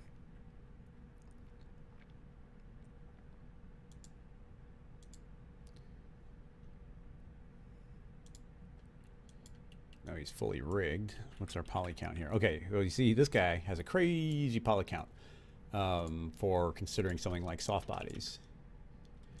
Layers. Let's unlock every layer just in case they're locked. I want, yeah, that's fine. And now we got the character, there's the group, and a skin deformer. Even that can go away. There's a lot of extra details they put on here to make them controllable, but they're just going to slow us down, so I'm going to get rid of pretty much all of them. Cool. Yeah, so we just got the character now. Smaller scales, not necessarily a bad thing. That's real world scale. So we can work from that, but you know, maybe it won't work. Maybe it won't work as well. How well can we fake this really quick with a volume? Probably not very well, but I'm willing to give it a go. So if we, yeah, we need to,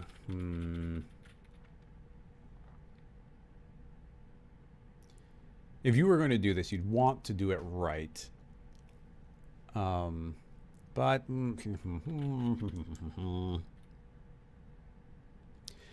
if I were doing this properly,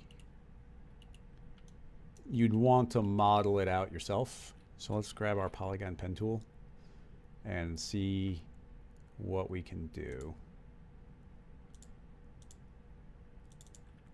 So if we give him only the edges that we want to,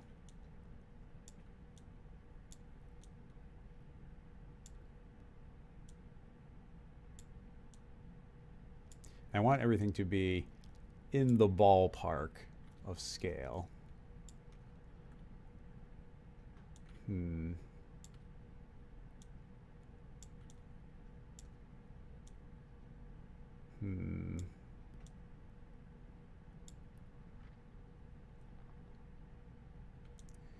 It'd be good to do a symmetry on them, but maybe that's also a bad idea. I don't know.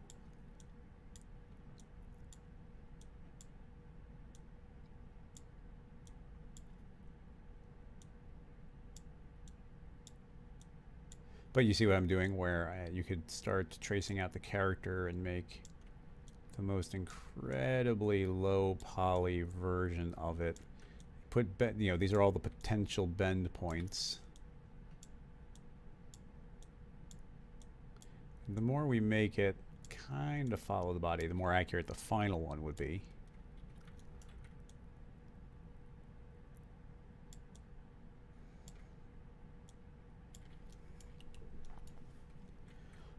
We've gone this far, so I'm going to go a little bit further.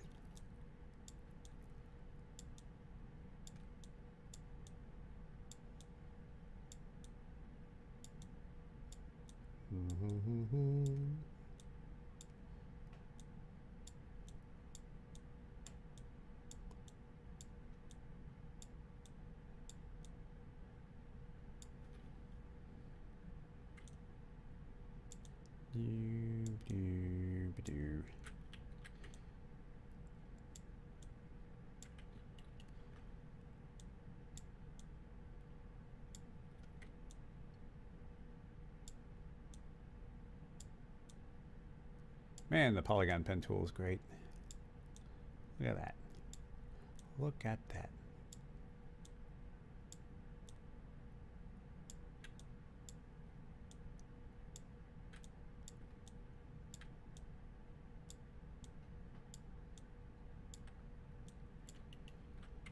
1, 2, 3, 4.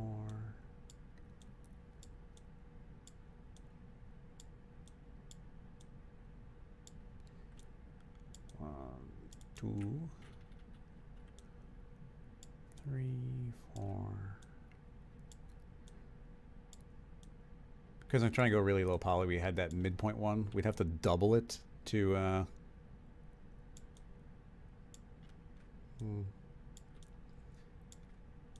put a midpoint and do a symmetry, which we could have done, but I chose not to.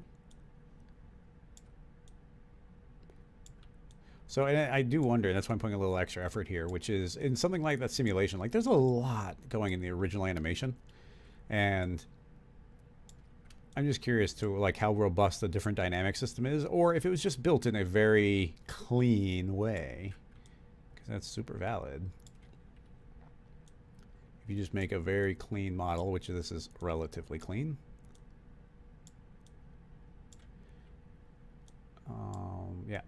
Yeah, we definitely couldn't have gotten anything like this from the volume measure. So you end up with something like that, and then you have to do the additional step of actually making it match the contour of the character. Select all, D for extrude, create caps, yes please, pull backward, mostly capture the character, and select all, UR, invert the normals, D, turn off, create caps, just so I don't forget later. And now I will not spend too long on this, but if we were to just try and match the character a bit more.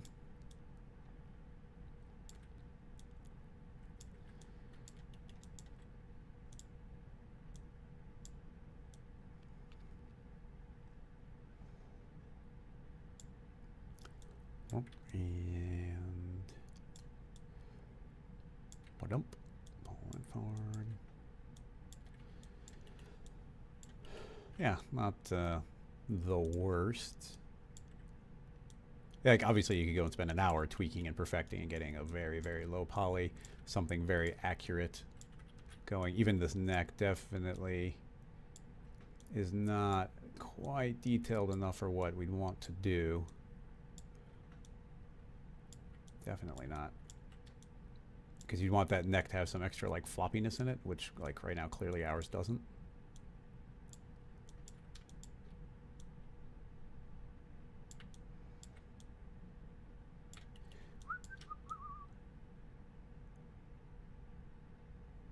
So it's important to note, like with all the flash of all the pretty stuff people make, and then even like when I'm trying to do these live streams where I'm very intentionally not doing the projects that are like going to take a long time and a lot of calculation and whatnot to do, that at a certain point it's like, oh no, you just have to spend the time and do this type of thing to get things working pretty well. I'm going to call that good enough. Not amazing. If you wanted, you could select all, hit MG for iron and just get like a little bit of overall smoothing going. And then the last one we just need is some boots. So D for extrude, and I'll even put an extra one in there. And maybe select loop. T for scale, a little bit wider. UL. T for scale, a little bit wider. So you just need everything to be closer to one side of the mesh than the other. And you want, we don't want anything like sticking out too much. So anyway, that's the idea. Let's give that a save.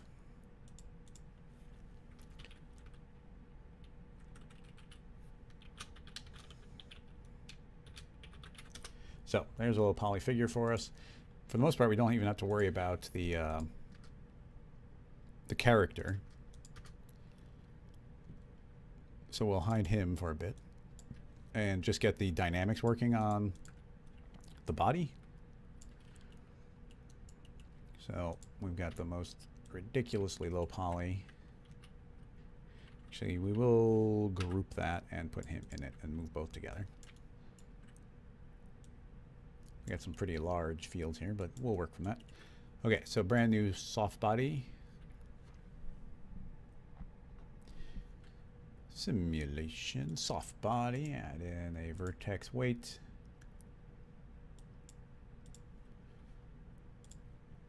Use fields, delete. So the basic scaling stuff was all about him entering particular fields. So I guess I deleted some things I didn't necessarily have to, but this field would be his, I guess it's the rest length if we're being technical. So the overall spherical field gets fed in, and then those are the offsets, and then we put the curve, which should say a little bit of power reset to have no tangents, a little bit of power so it doesn't shrink to 0, 50% so it stays bigger on the outside, and that's the doubling force, so that gets fed in. That can be set to a max, and that should be the basics of that. If I frame forward, let's see what happens. Yeah, okay, so you immediately see that falls, ragdolls, like plummets in. But you can see the transition of the colors, and it's running quick and fast, and this is a new soft body, so it's all just running the way it should be. But you see how quickly that's running because we made a low poly version of the character. So the floor, let's give it 25% friction. And yeah, getting dragged along. Okay, so then we start doing the scale stuff. So that's how, yeah, that's all being driven. So now we go into the tag, say that that is the power of the rest length, which is doubled in the beginning. Save that again. Hit go. Bloop. You see that giant wave, and then he shrinks really tiny. So clearly working just fine. The spherical field is kind of boring, given the weird, kind of the weird thing we're trying to do here. We could shrink them down because the original concept was that, but inside this map, why don't we use the spherical field as a mask instead? So if we make a noise,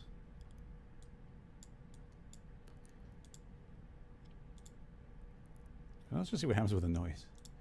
Blurp. Oh my goodness. No, the spherical field is still there. That makes sense. Okay, so noise overall. Okay, so is that pure noise? No, it's got scale. Okay, bigger noise with some animation speed. And let's even turn off the field force for a second. Let's just see what this scale does to him.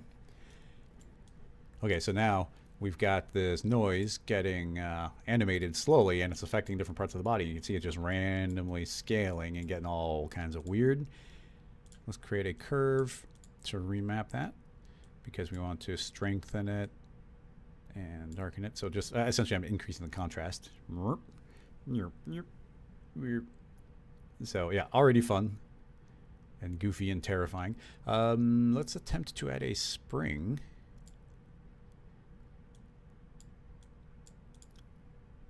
That's going to smooth it out. That's going to spring it. Oh, geez. Oh, there we go. Yeah, see, now we're getting somewhere. He gets real tiny. I don't think we want to go that small, so I think that's this clamp. Yeah. Boom. Oops, sorry about that, fella.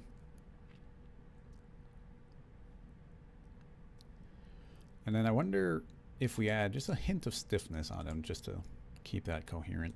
If we hit 1, does that stop him from scaling too much? No, the stiffness doesn't seem to stop him from scaling. But it does stop his feet from going too crazy. But yeah, you want to go easy with stiffness, especially if you have him dragging across the floor or something. As a quick for instance, let's say we do want the attractor to do something. Let's say we want to tug on his hands. So that's that field. I'll make another one from scratch instead of duplicating. Why not?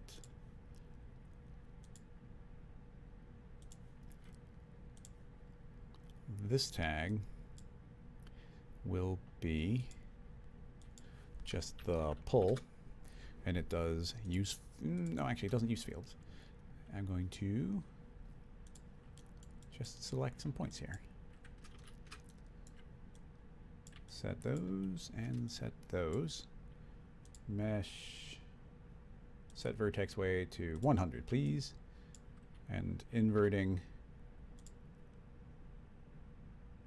set vertex weight to 0, please. Okay, so now just his hands are got weight, which means in the field force, which is going to be pulling him in, we will mask it by the pull vertex weight. So now only his hands should be getting tugged.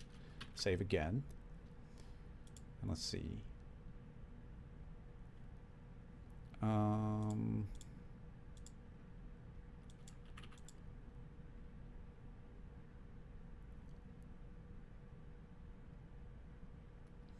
Doesn't seem to be doing anything. Unless this, I feel like it should be doing something. Oh, yeah. Oh, okay, maybe. Did we put stiffness on there still? Oh, there's still stiffness. That partially explains it. Okay, and now you can see his hands starting to get tugged in that direction. We have to use a surprising amount of strength to do it, though. But yeah, anyway, now his hands are getting tugged and he's getting pulled through the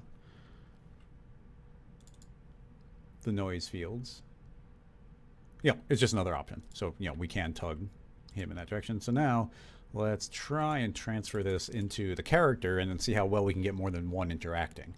So that's all working fine. I'll save it as next version. Okay, now we've got the actual guy. Move this ahead above him. And then inside, we'll do a mesh deformer. I found that really quick. I always struggle to find it. It will affect the polygon. Advanced, it will do the surface outside of it. Initialize. That should now have linked everything properly to its different body parts. And in theory, that should run relatively smoothly for us. So, oh my goodness, the poor guy. So, you know, that's, you know, the mesh deformer always does a really good job. Like, it's going to be really tough to tell that this character isn't the thing with soft body running. We're running the soft bodies on something very simple, but he looks like he's got it running directly on him in like the best way possible. So we can say, okay, yank him over. More. So yeah, so now he's getting yanked around. That's all working just fine. So we're not doing a cloner thing, but we could just name that number 1, copy paste. That'll be number 2, and drop another one there. And with any luck, wow! Why did he get yanked so hard? But yeah, now we got 2 of them. But once again, it's just those super soft bodies running. Wow. Oh, wow. Oh, I think I understand. The field force weight here is pulling really hard, and it's got a mask, but he doesn't have that same mask. These are treated independently, so you would have to put a completely separate pull on there and have those add together. A slightly unfortunate thing. No, maybe I didn't do that quite right. Bonk. That's going to hurt. Okay, I'm not going to worry about the part right now. Let's just let them flail around a bit. They're very identical, which I don't think they should be.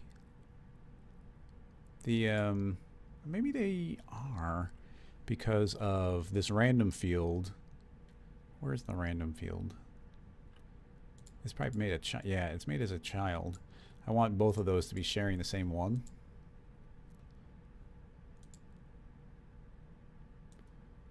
So we'll drag that in. So now, oh, that poor little guy. Is that because of the random field? Did I put it in the right tag?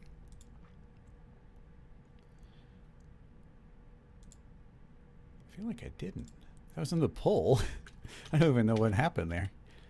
I'm going to undo that. It should go in here. Yeah. My bad. Blurp. Okay.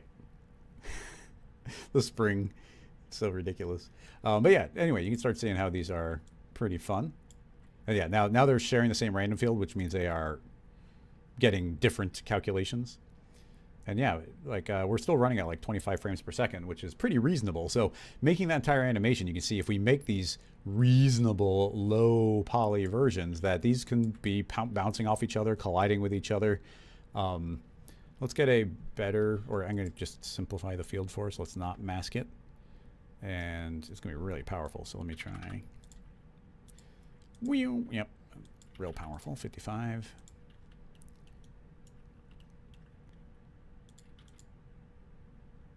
I'm surprised. I'm confused by the strength here. Like, wasn't I just at 555 a second ago and it was like crazy overpowered, and now I'm at 555 and it doesn't seem to be doing anything. So, oh wait, it's off. Okay. My bad. Okay, 55. There we go. Reasonable number.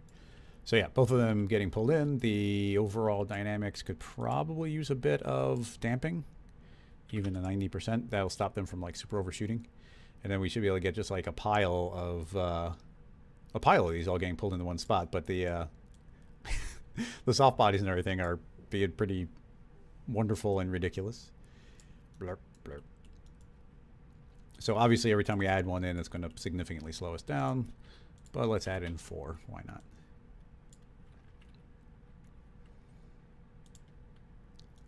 Where? Here they go. Bronk.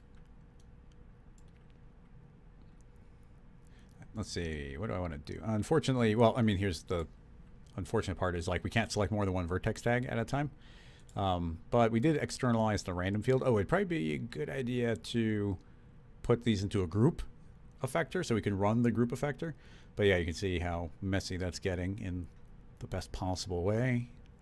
But if we shrink the scale of the noise, then that can be messier. And if we go 4 times the speed, there's still that springiness, which will be making it more reasonable. But now there should be a lot more chaos in it. So now we just got like this flailing mass of like limbs going around. And once again, like, you know, keep in mind that the reality of what's going on is the very simple low poly version, and even those take a while to calculate. But, you know, imagine trying to run those simulations on like this full thing. It would never work. It would explode instantly. But look how coherent this is. And these are, keep in mind, these are colliding with each other. These are self-colliding. So it's, you know, a full-on calculation. We didn't even increase our steps per frame. We're at a real-world scale here, and these have not broken. So it gets weird, but it works. So yeah, I think that I don't know if this original one was made in cinema, but I don't see anything here that essentially we don't kind of have set up right now. Like the way they get pulled in right there is pretty great, but you saw just based on the stretchiness and everything that we have that that we do have the ability to do those. Yeah, it's really fun. I'd like to push that further at some point, but at this point, yeah, we are over time. Let me up here, yeah, ask if, let me see if there's any questions to finish the thought.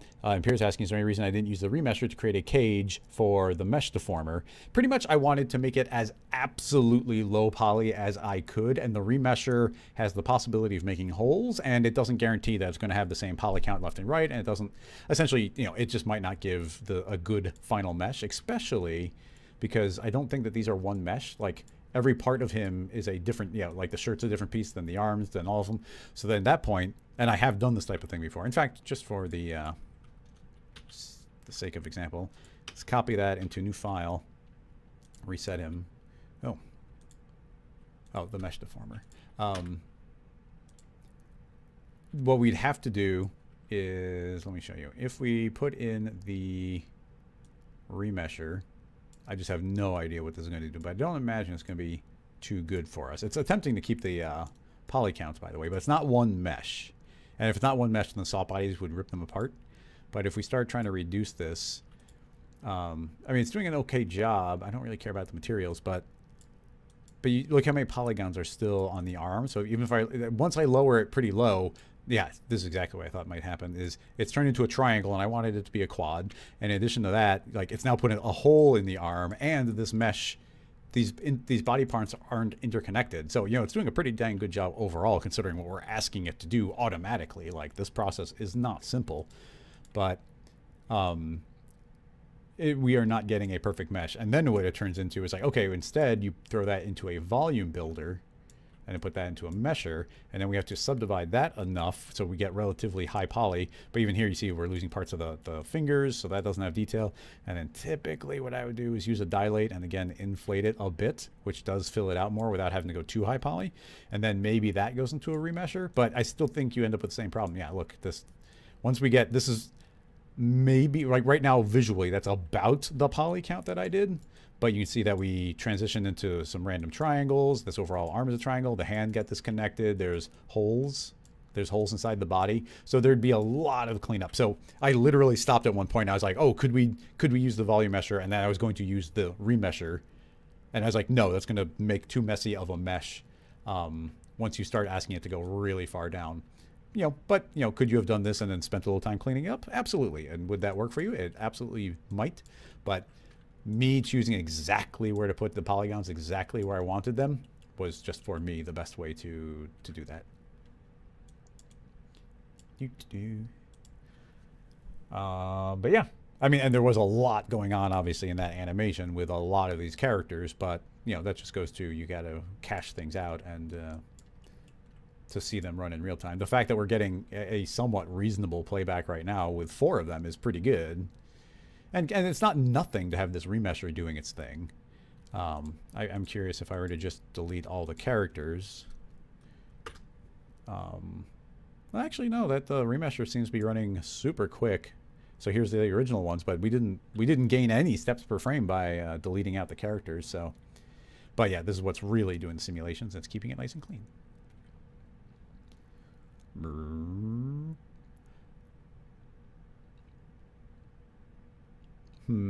Any follow-up questions? Yeah, that should wrap this up. Anyway, thank you so much, everybody, for coming and hanging out. Oh, there might be a question there. Oh, no, we did tackle that one. No, I'm not going to tackle a new question at this point, but make sure you're here next week, CG Sofa, or maybe the week after, because next week is going to be a plugin launch. But in any case, where is my software? There it is. In any case, thank you so much, everybody, for coming and hanging out. Make sure you're following Rocket Lasso on the Slack channel. Did somebody put a link in the Slack or the question recently? Yes, they did. Thank you, Tobias. You can join the Slack channel at this address, where if you join the live channel, then I @ the entire channel so you get an alert when I'm going live. So it's a good way to not miss the show. In addition, I'm going to be releasing a new plugin on Tuesday next week, unless something really bad happens, or we find some horrible bug we have to fix or something. But that's the plan, launching a plugin on Tuesday. That should be fun. We're reaching the end of the season here. There's probably only going to be a few more episodes, so make sure you tune in for that. But I do have some extra tutorial ideas, some different projects in the works, an idea for a big project, and of course we're working on more tools all the time. But in any case, that should wrap this up. Make sure you're joining Slack, and I'll see you guys next week for the plugin launch. So thank you so much. I'll see you then. Let me click this button, and then we'll click, what do we want to watch this time? How about the recall ad? Bye-bye, everybody.